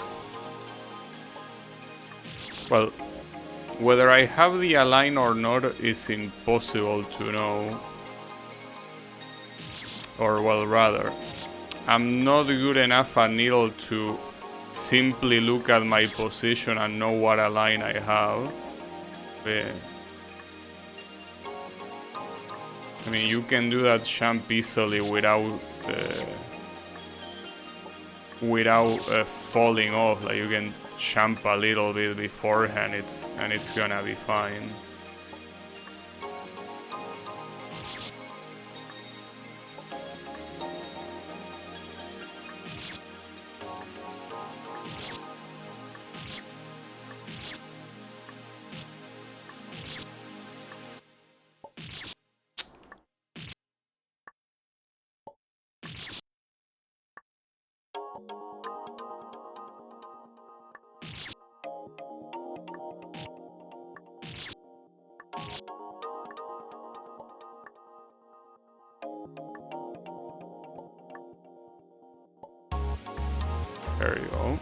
As expected, this was a 5-minute checkpoint.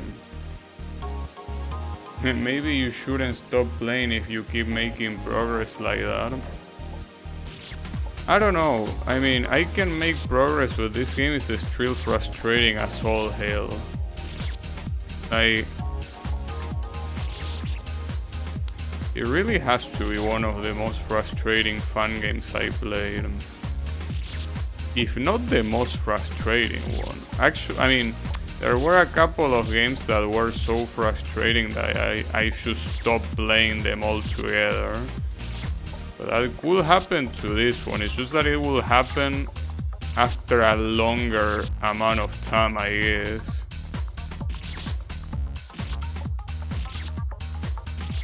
Like, for what I remember, the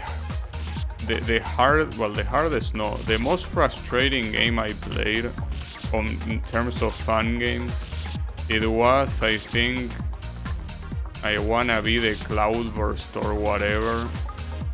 I fucking hated the boss fight on that game. So it was so shit that I stopped playing it and never bothered beating it. But yeah, I don't know. I mean, it's the kind of game that I don't care enough to think about it. So I will say this one is probably more frustrating. Alright, so after you land here, you have a diagonal, and then I think you need to use the bind to safely fall? Probably, yeah. Because if you were to... Like, you cannot land on this fast enough, right? If you don't stop your speed, you're gonna die. Well, and then obviously you jump from here into this, which that's a hard jump to do. So you do a single jump and then bind jump into double jump. Yeah, as usual, the last part seems to be the hardest. Pretty good. Like, I understand that balancing the saves, making the first part the hardest and then the rest easier, is a very unoriginal way of balancing. I understand. Most people do that, and it usually doesn't take that much effort. But doing the opposite is way worse. I will say.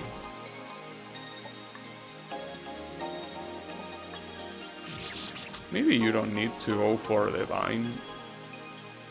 I don't know if you can go for the vine. I mean, theoretically you should, but I don't think it's gonna help that much preventing you falling fast. I could try once going for the platform right away. It might work. I don't know. Cool.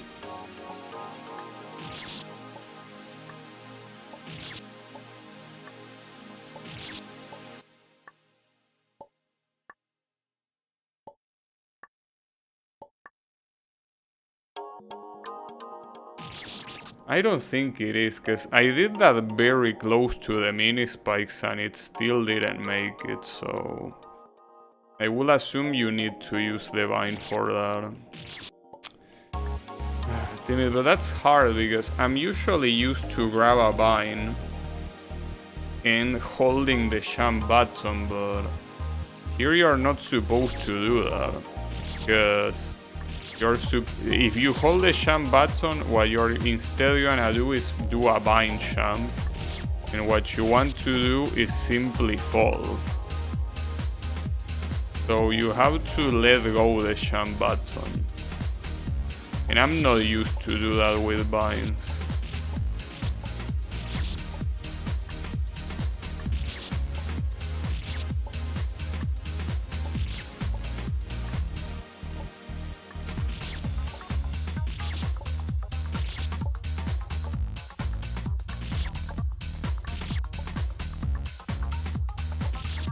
Unfortunately, those reviews that I read that say that the hard, like there was an abnormally hard difficulty spike on like 50 to 70.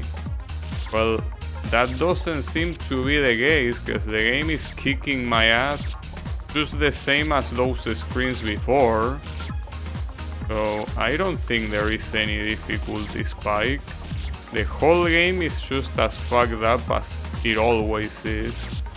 Just that some checkpoints are extremely easy while some other ones kick your ass, but it's unrelated to what floor they are on.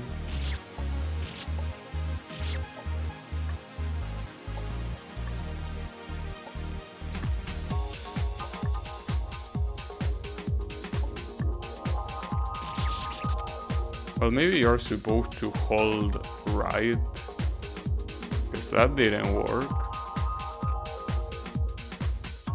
I know that, I mean, that's what I was saying, that one of my motivations to finish the game is to give this game an 80 points of difficulty. Everyone that rates this at 60 and 65, I don't know what world they live on. They are essentially saying that this is as hard as something like Not Another Needle game. It's not even close. This shit is so much harder.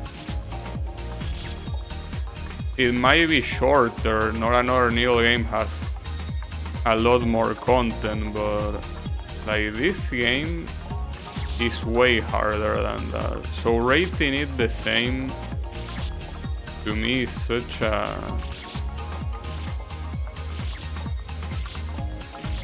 like nonsensical, basically.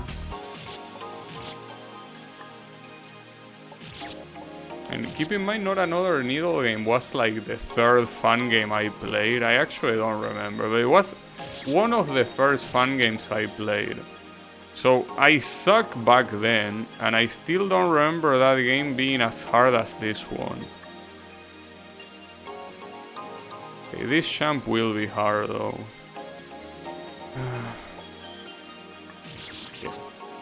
Because you gotta do a single champ. It's not like you can simply champ and then double champ here. No, you need to do a single champ into the vine. So that way you can double champ here.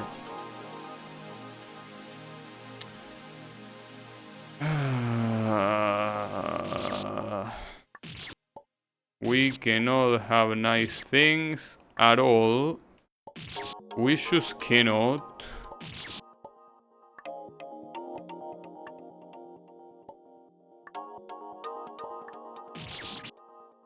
I mean, at least the champs before that are not super hard. They are kind of annoying, regardless.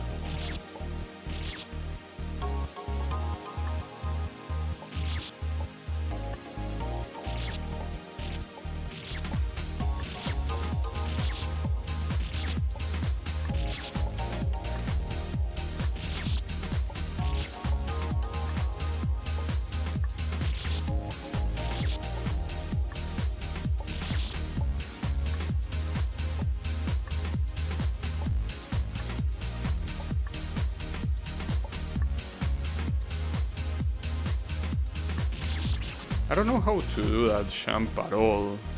Because if you don't do it from the very edge of the champ, you are gonna hit the mini spikes.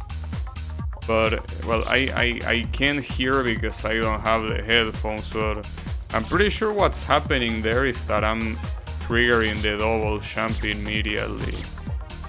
So, like, I'm champing too much to the left. But if I champ any more to the right, I don't feel like I can do it. Because of those mini spikes.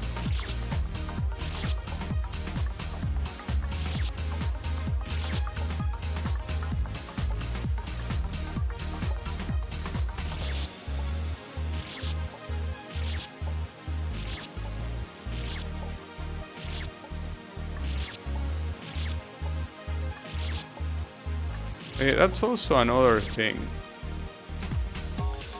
about the review thing. I will feel bad about reviewing this game, because the review will be harsh, obviously.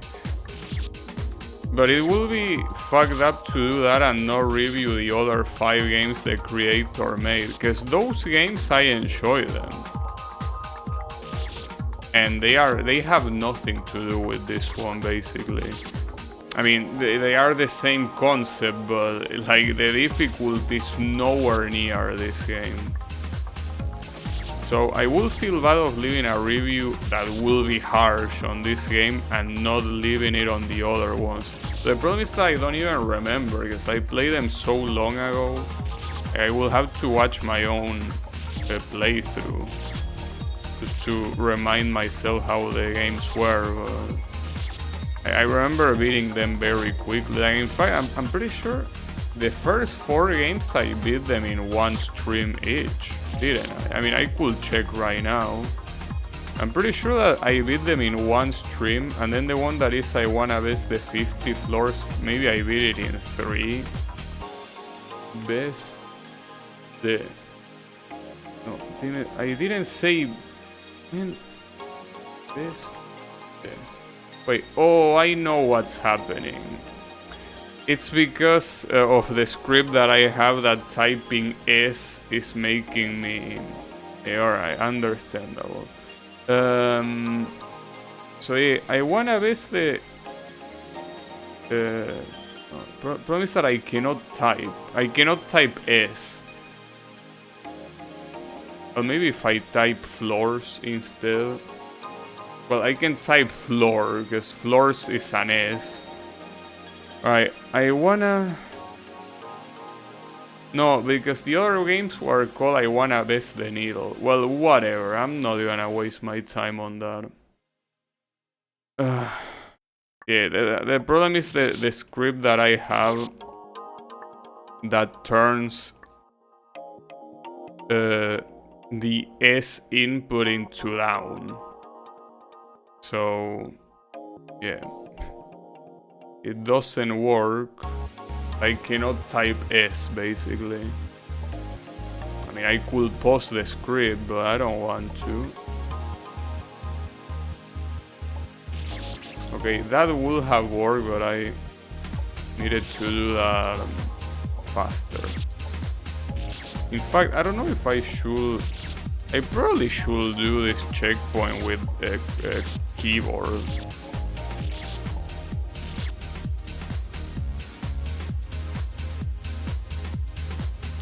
I mean, it's just that...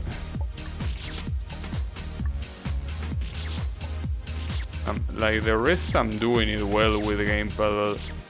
That switch has to be so quick that it probably would be better to do it with keyboard.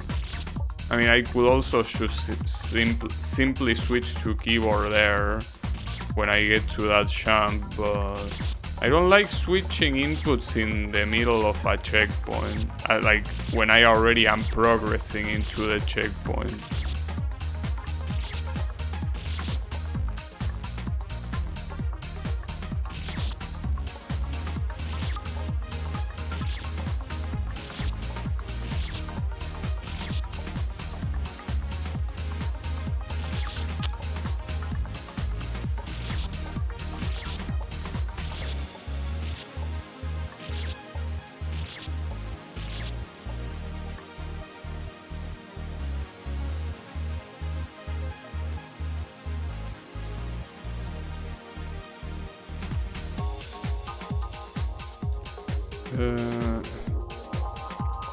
I don't know why I'm losing my mind. I think that's what's happening.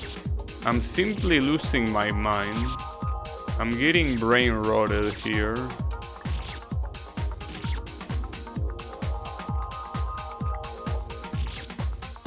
But you know, I feel like for that final jump I need to do this with keyboard.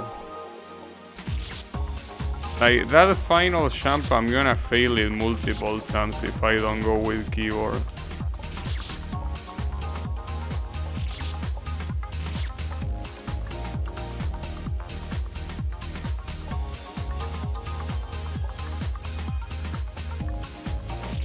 Okay, and I need to remember to hug the vine first there. But as you can see, the rest of the checkpoint doesn't seem like it will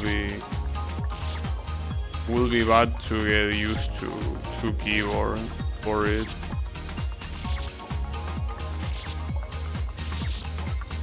So now that I think about it, there are some fun games that use that use down, but it doesn't tend to be the case. So I could just remove that from the script. I mean, I'm not using S here because there is no down to use. And also there are a lot of fun games that make the mistake of requiring to press down, but they literally require you to press down. As in, press the down arrow, even if in the controllers you map it to another key. Because I don't know, there are people that don't give a shit about that sort of attention to detail.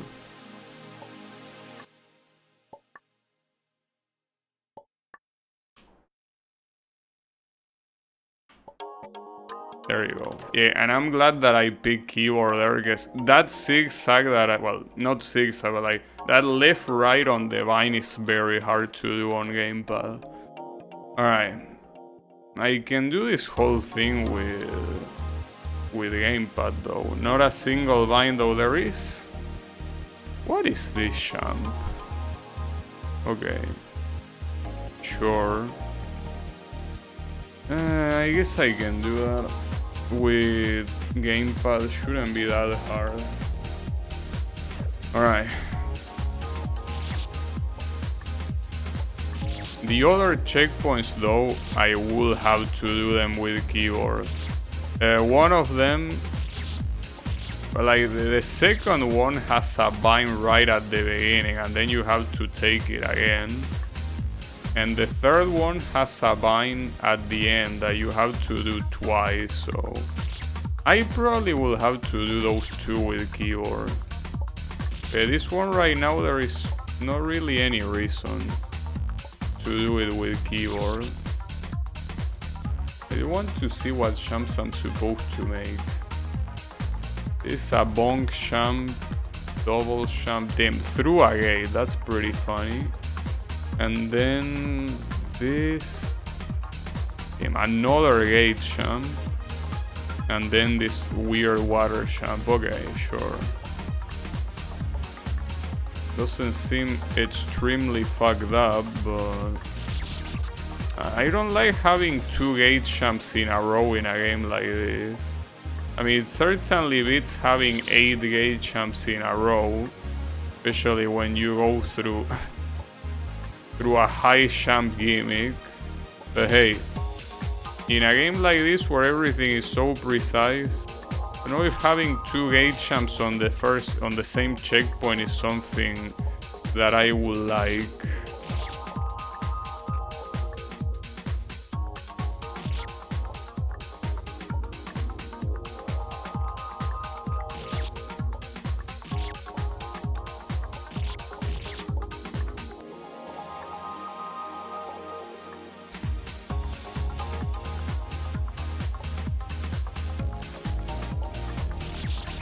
Okay, this one you have to go a lot higher on the first jump.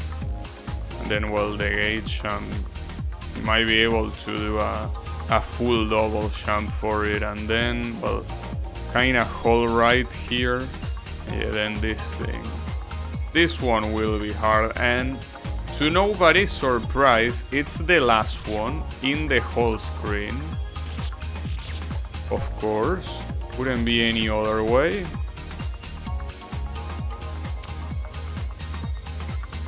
It's fine. It is what it is.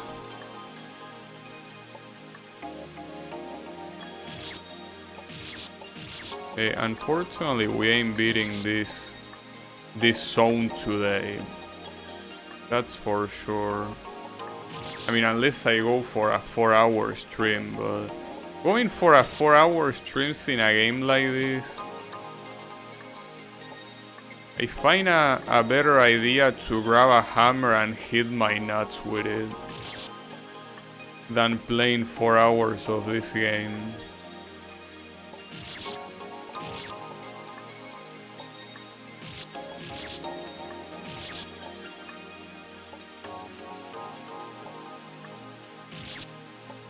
So I do wonder if in any of the parts that I played I made it to 4 hours. I mean, I will check, but as I say, the script prevents my S key from working. No, you know what? I'm gonna pause the script and I'm gonna search it. I simply want to do it. Suspend hotkeys.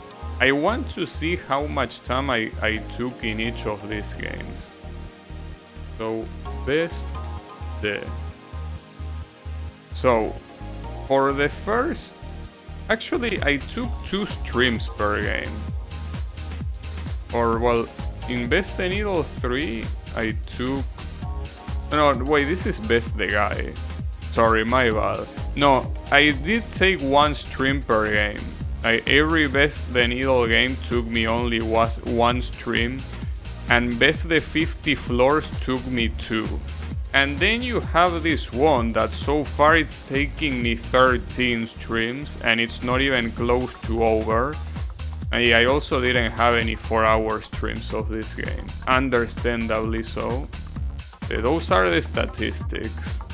That's why I say that the first 5 games of this author have nothing to do with this one. Like, this one he really decided to go for the hardest that he could do. Even though the other ones are so easy in comparison. I mean, it's good to do different things, of course, but I'm just surprised because it's a very big jump of difficulty on fun games that are essentially of the same type. So it's surprising, to say the least.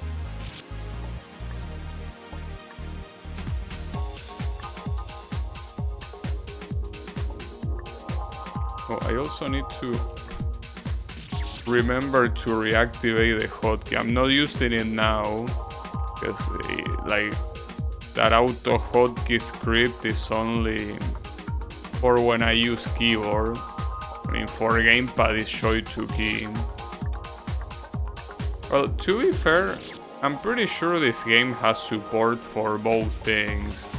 I'm pretty sure that you can both configure gamepad and controller. So using that shit is not really necessary. But yeah, I think it's more reliable to just play with the default controls. I mean, a game like this, it makes no difference because you won't be using anything other than left, right, and jump, and well, shoot to save, I guess. The thing is, in other games that use more buttons and you don't know if the creator bother to not hard code the keyboard keys instead of taking them from the button configuration. And it's such a common mistake as well. I mean, I understand that. I mean, a lot of people, when they see code, they just copy paste. Like, they probably don't even understand what they are doing, so it's understandable. Yeah, it's a very, very common mistake that fun games have. Make you press a keyboard key instead of whatever you map on the control setup.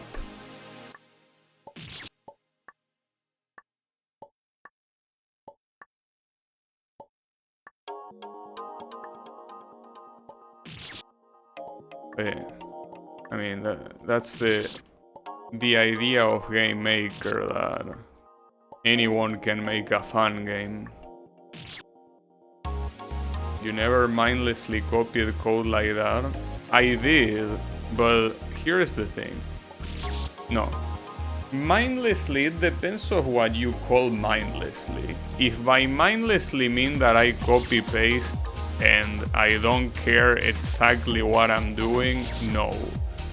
For example, I copy pasted from an engine that has a Miku boss. I copy pasted one of the patterns that generates circles and squares. But I knew what it did, and I knew where to use it. I think that when you say mindless copy pasting, you mean just copying something that you have no idea what it does. Well, I never done that. On a fan game, that is. On my show, it's a different story. Well, on a fan game, on the only fan game I made. On the only fan game I game, no, I never copy pasted mindlessly. I did copy paste, yeah, but as I say, I knew what I was copy pasting. But people that do, for example, a gimmick that requires you to press down or up, they probably Google or look for other fan games and copy paste the code without really understanding what it does, but they do know it works. And yeah, it works indeed until you don't use the default controls and it stops working there. But as I say, I cannot blame them for that because you're not supposed to know about programming when you're working with Game Maker. I mean, it's the reason why it's called Game Maker. You make games, you don't care about code. You shouldn't care about code. I mean, unless you do a super elaborate game, but...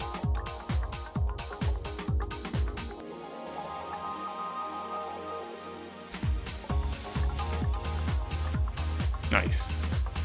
Alright, so I have to change to to keyboard here. Because we already start with a vine jump. Wait, what? Oh, you want me to... Wait, what is this checkpoint? Okay, I get it. You want me to get here and then hold jump all the way until I get to the vine. Alright, gotcha. Because otherwise you cannot hold jump here. Alright, it's easy to understand.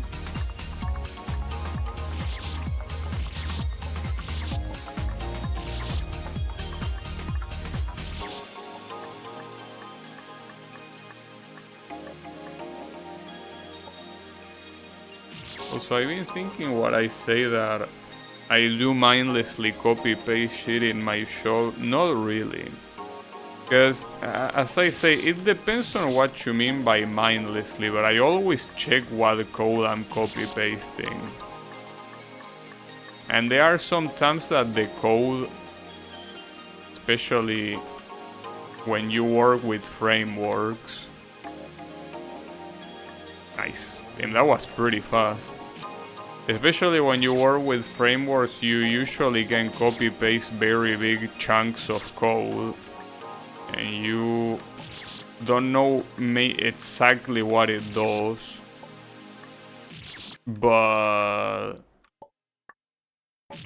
yeah, I mean that's kind of like the point of frameworks. In fact, usually if you use a framework in web development, at least, well, in any type of framework, but if it doesn't work out of the box, that's the framework's fault. And a lot of times you are supposed to copy paste things that solve that issue. And since a framework is something that you didn't code and it tends to be coded in a way that is made optimal for storage and not for readability, you don't really see how the framework exactly works because you're not supposed to. So when you copy paste a fix of that, you might not know exactly what you're copy pasting. But at that point, it's not really the fault. It's not your fault. It's the fault of whoever made the framework. And trust me, there are a lot of very shitty frameworks out there that have something that stops working with an update that they themselves make, and you have to search so much shit simply to find why it stopped working. So yeah, it's not something very pretty, but yeah, unfortunately, if you use frameworks, you have to deal with that bullshit.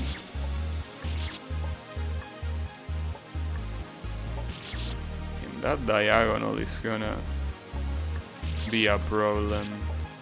At least the checkpoint is not that long, but you have some bind bullshit like that. Yeah, that looks hard. Not to mention there is a total of like 3 diagonal jumps, because this is, I'm pretty sure this is a diagonal. This is another one, but you also have to do it twice. And then you have to do this horrendous bind jump as well. Well, at least it's a relatively short checkpoint, but yeah, those jumps don't look very pretty at all. They look the opposite of pretty.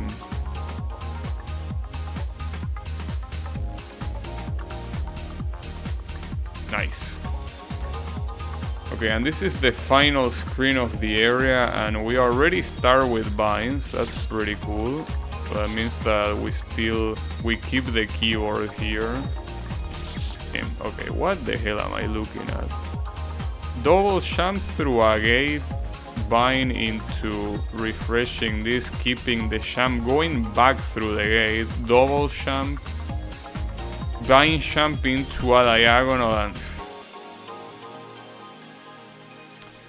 that's some fucked up shit. The only good thing is that the following 2 checkpoints are bindless. But yeah, I don't know how happy I am about that. I mean, I am certainly happier than if they had binds, but doesn't mean they will be easy. Well, especially when the first one already starts with a corner jump, and then a gate, and then a diagonal, and then another diagonal. And pretty nice checkpoint you have here. And then what do we have over here? A gate into a diagonal, into another diagonal, into whatever this was called. Well, I guess it at least returns more to tradition.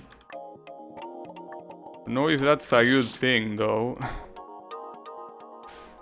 Having this type of jumps in a row. I mean, the only one that is specifically shitty is the corner jump. Like the gate jump, and this is a nerf diagonal, isn't it? As I call this a diagonal, but no, this is a diagonal. This one, or I can't tell. Actually, no, they look the same.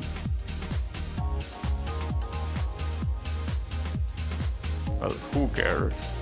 I will care when I get there.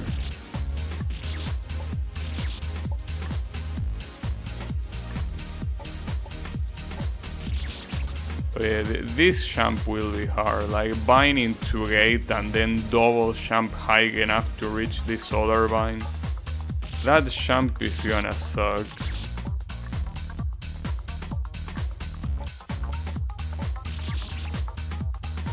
Even jumping as low as possible, well, obviously you cannot do a full bind jump. Has to... You kinda have to let go halfway through. That's hard to do. I mean, it's hard to do because of the angle. You have a very bad angle to do that. You kinda start losing height here, and you will double jump around here. That feels barely enough to reach the other bind. Yeah, that's what I expected it would happen. Unless I'm doing it wrong. But no, like you have to take this. If you go from here, you can only do one champ. No, you need to use this bind after taking the wooden platform. Well,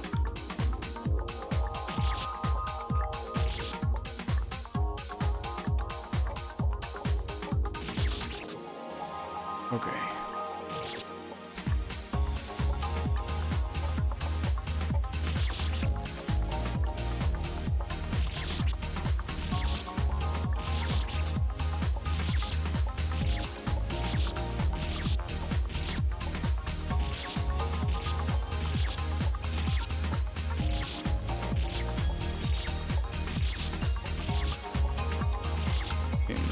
This struggle. Wait, what's going on? I guess it's...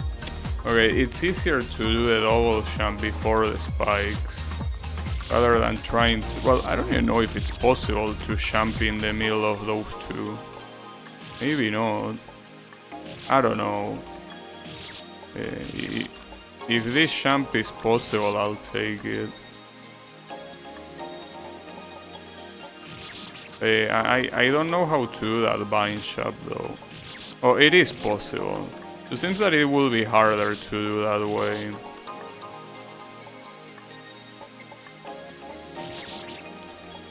That bind jump will be hard to do no matter how.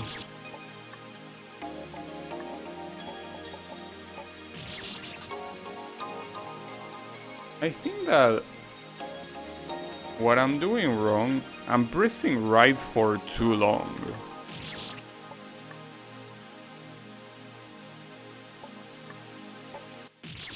I should be holding left and tap right. I think that's the problem. I'm not tapping, I'm pressing. I'm going too far to the right.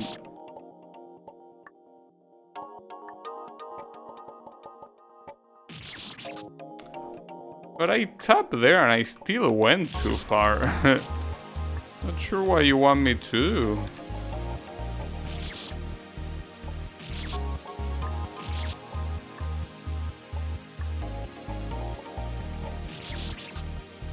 Yeah, like that bind jump looks extremely hard and extremely cancerous to do as well.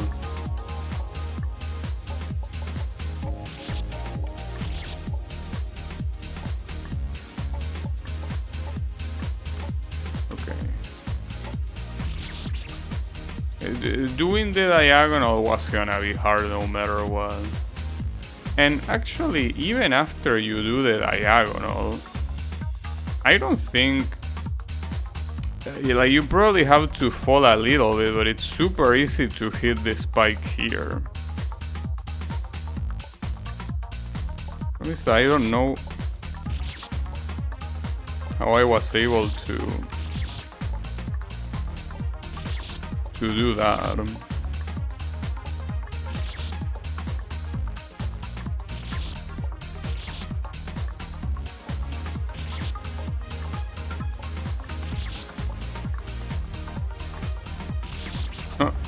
I just forgot to grab the vine. When playing a game like this, it feels like sometimes your brain tries to space out as a self-defense mechanism. With all the torture it's suffering, it wants to not think about this game. Damn, what a shit jump. I'm talking about me jumping. I mean, it's still a shit jump doing a vine into a diagonal like that. But that was just a bad jump from me.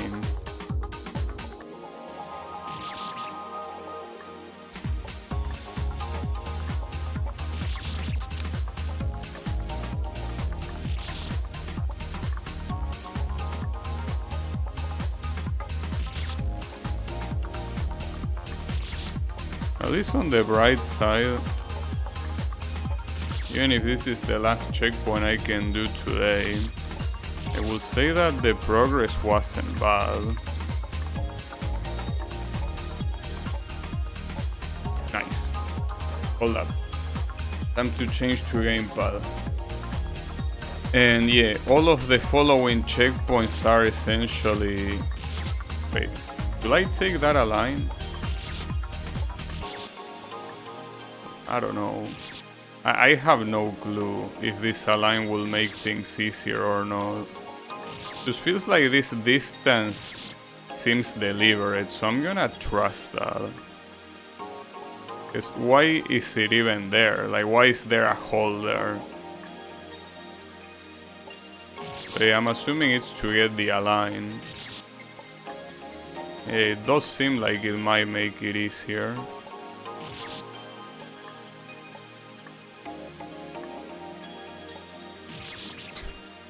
Damn, I'm struggling with that diagonal. I mean, once you get past that diagonal, oh, you have a gate at the end. Yeah, of course. Of course, you have a gate at the end.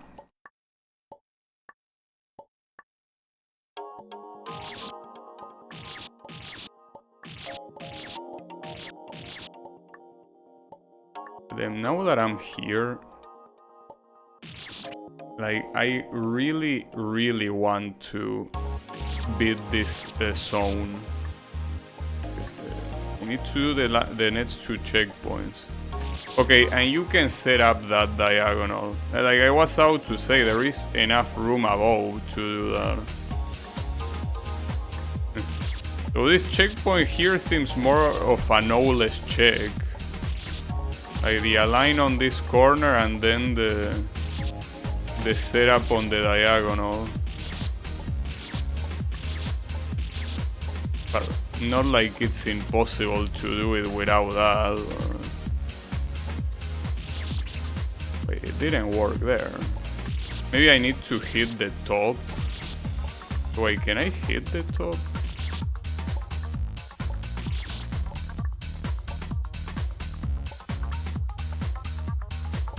Yeah, I can. Well, now it's not working. What setup did I do then? Hey, does someone know what setup you do there? But I made it work once. Why is it not working now? Well, okay, then it worked. I don't get it. I did that exact same thing last time and it didn't work. Am I getting baited?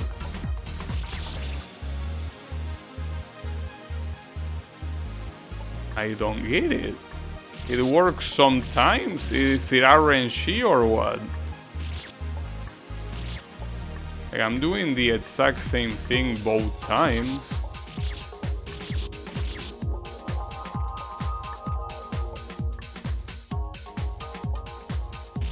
It worked there. I'm not sure what I'm doing different.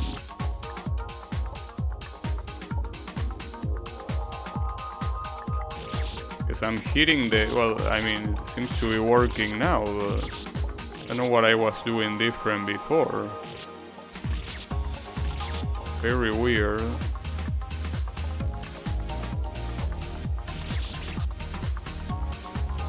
I don't know, it seems that sometimes it works, sometimes it doesn't. I guess I will never understand this stupid ass setup. Alright, work there. Ooh, that's so shitty. Okay. Fuck. Need to do this gate jump from between these 2 spikes, dude.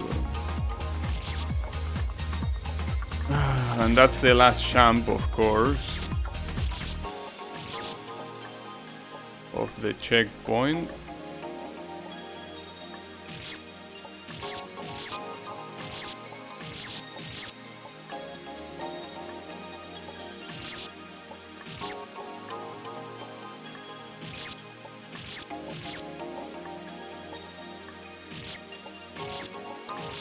wonder how hard the next checkpoint is gonna be, because it looks relatively long. I don't know how many precise jump it's gonna have.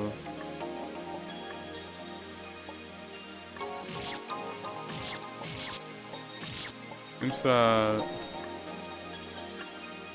the wind is starting to blow pretty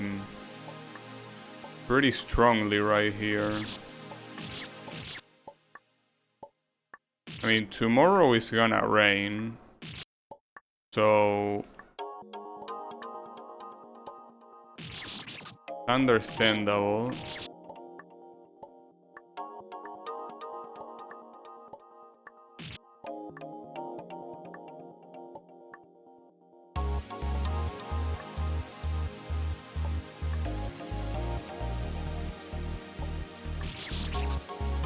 Yeah, that jump will be very hard for me to do.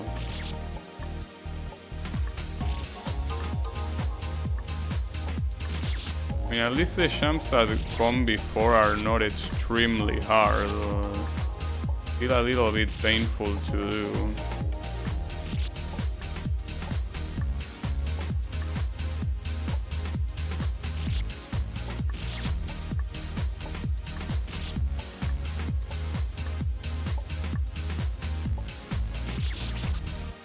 It feels like there is something weird and I don't know how to explain it. If you don't hold the jump button, even if you let it go in the middle of the fall, it doesn't work. But like if you let go after the diagonal is done, it works. Like that doesn't make any sense. Unless there is a hidden I wanna be the guy mechanic I'm not aware of, that holding your jump when you're falling gives you something that not holding doesn't.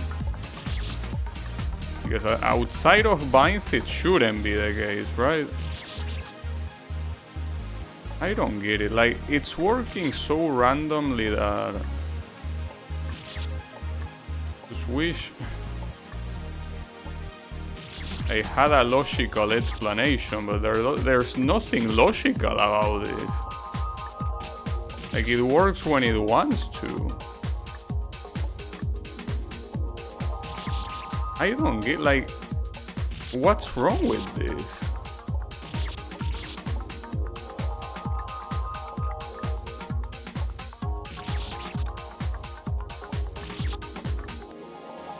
I really don't get it. I mean, now it's not working. I don't know what I'm doing different. I mean, if I could consistently get that, but I can't. I'm jumping from the same platform, I'm holding right, a full jump as well. And yet it works whenever it wants to work. I really don't get what's going on. Why is that setup not consistent? I gotta assume it's consistent, but I'm doing something wrong, but I don't get what. And maybe if I just do it casually it will be better, but I mean, it's still a diagonal. You will want to, if you have a setup, you want to have a setup, but if it works half the time, I don't know.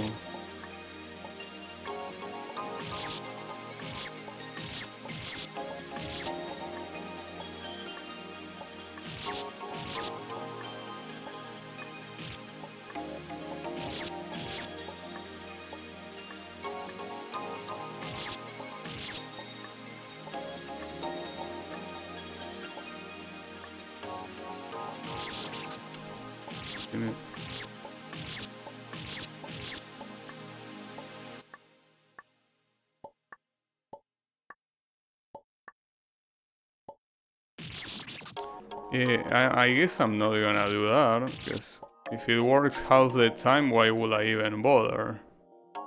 We'll want to know why. Like, I'm trying to find the reason, but I don't see it. It's like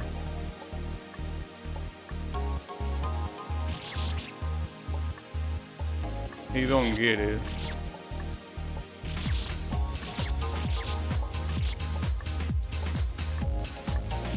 I really don't get it.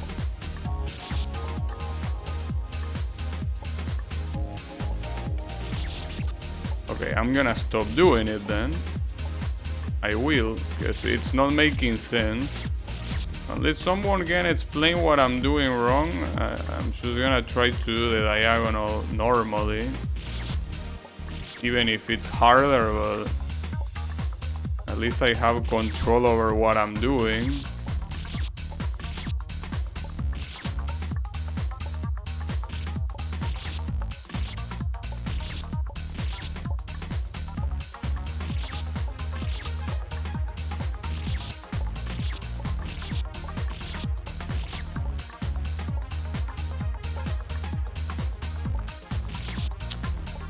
Doing the diagonal any other way is hard, that's the problem. Not to mention the follow-up double jump.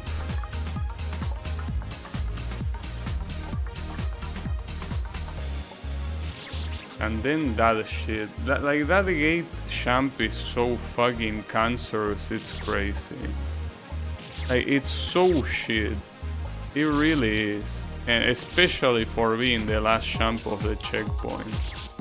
Like, what is this garbage, dude? Not to mention you can hit this very easily as well. Maybe he wants me to double jump from here. Maybe. I guess I could try that, but that looks harder to do. Well, maybe not harder than jumping in between these spikes, but I don't know if it's possible. I think it is possible. I think I've seen some jumps like that, but I don't know, dude. I don't know about Needle. Especially if the rules seem to keep changing every time I try to implement them.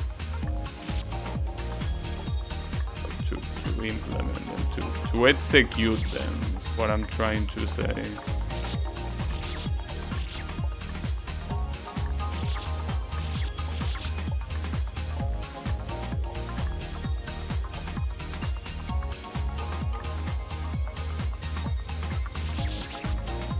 I don't think I have the angle. I think it is possible, and it's certainly, if it is possible, it should be easier than doing it from between the two spikes, which I still don't know if it even is possible. Jumping from between the two spikes, like I say, that jumping from the left might not be possible. I don't know why I think that jumping from between the spikes is possible. Well, I know for a fact it's possible because there was something similar in my fan game and I know it was possible, obviously. Okay, that also works. So yeah, if you have the doubt, you can do it from the left side. I mean, if you're playing this fan game, you probably are not doubting something like that. But yeah, I am. Right, so after that, it's a gate, zigzag, diagonal. This is not that bad. Oh, falling. Okay, this double diagonal sucks. Then after that, this jump looks also hard to do. And the last jump is all. Yeah, this looks like a hard checkpoint, just that I would want to try before leaving it for some other time. Because if I manage to beat this, I will, despite all the salt, I will consider this session a success. Simply because I was able to get to another zone.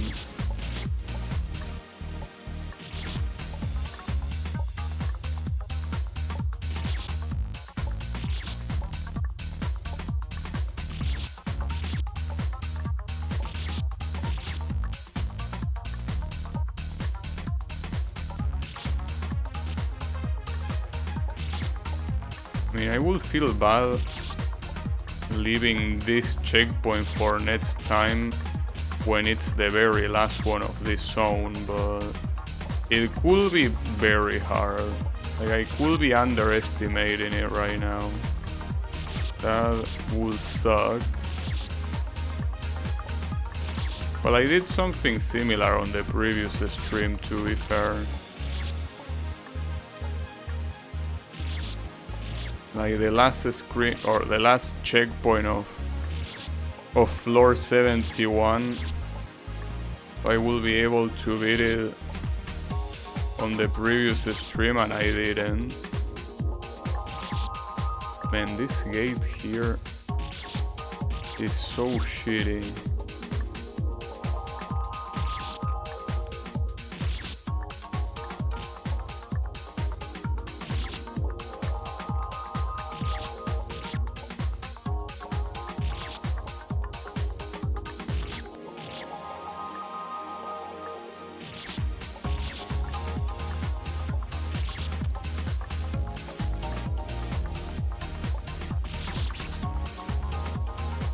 But man, these jumps look hard.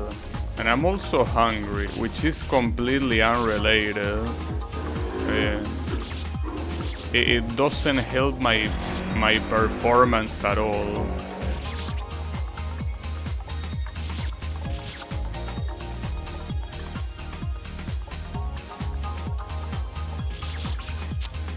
Like all these jumps, individually they are not very hard.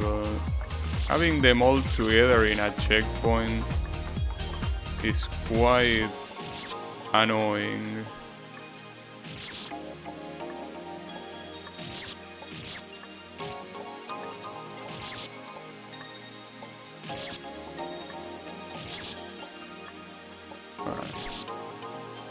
I was gonna say I should put a limit in the 3 hour and a half mark, but I feel like that's a lot. That will be a lot of tryharding on a checkpoint as shitty as this one. I don't think I want to do that. I mean, I really want to beat this zone today. Just really wanna do that.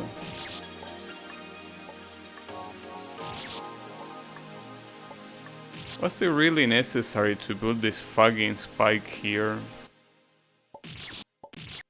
God damn it. As if zigzagging that wasn't already challenging.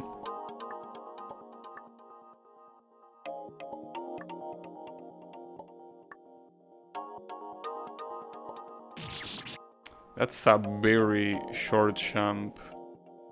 Very, very short. I don't know, dude. I'm looking at those jumps on the bottom and I don't think I can do this today.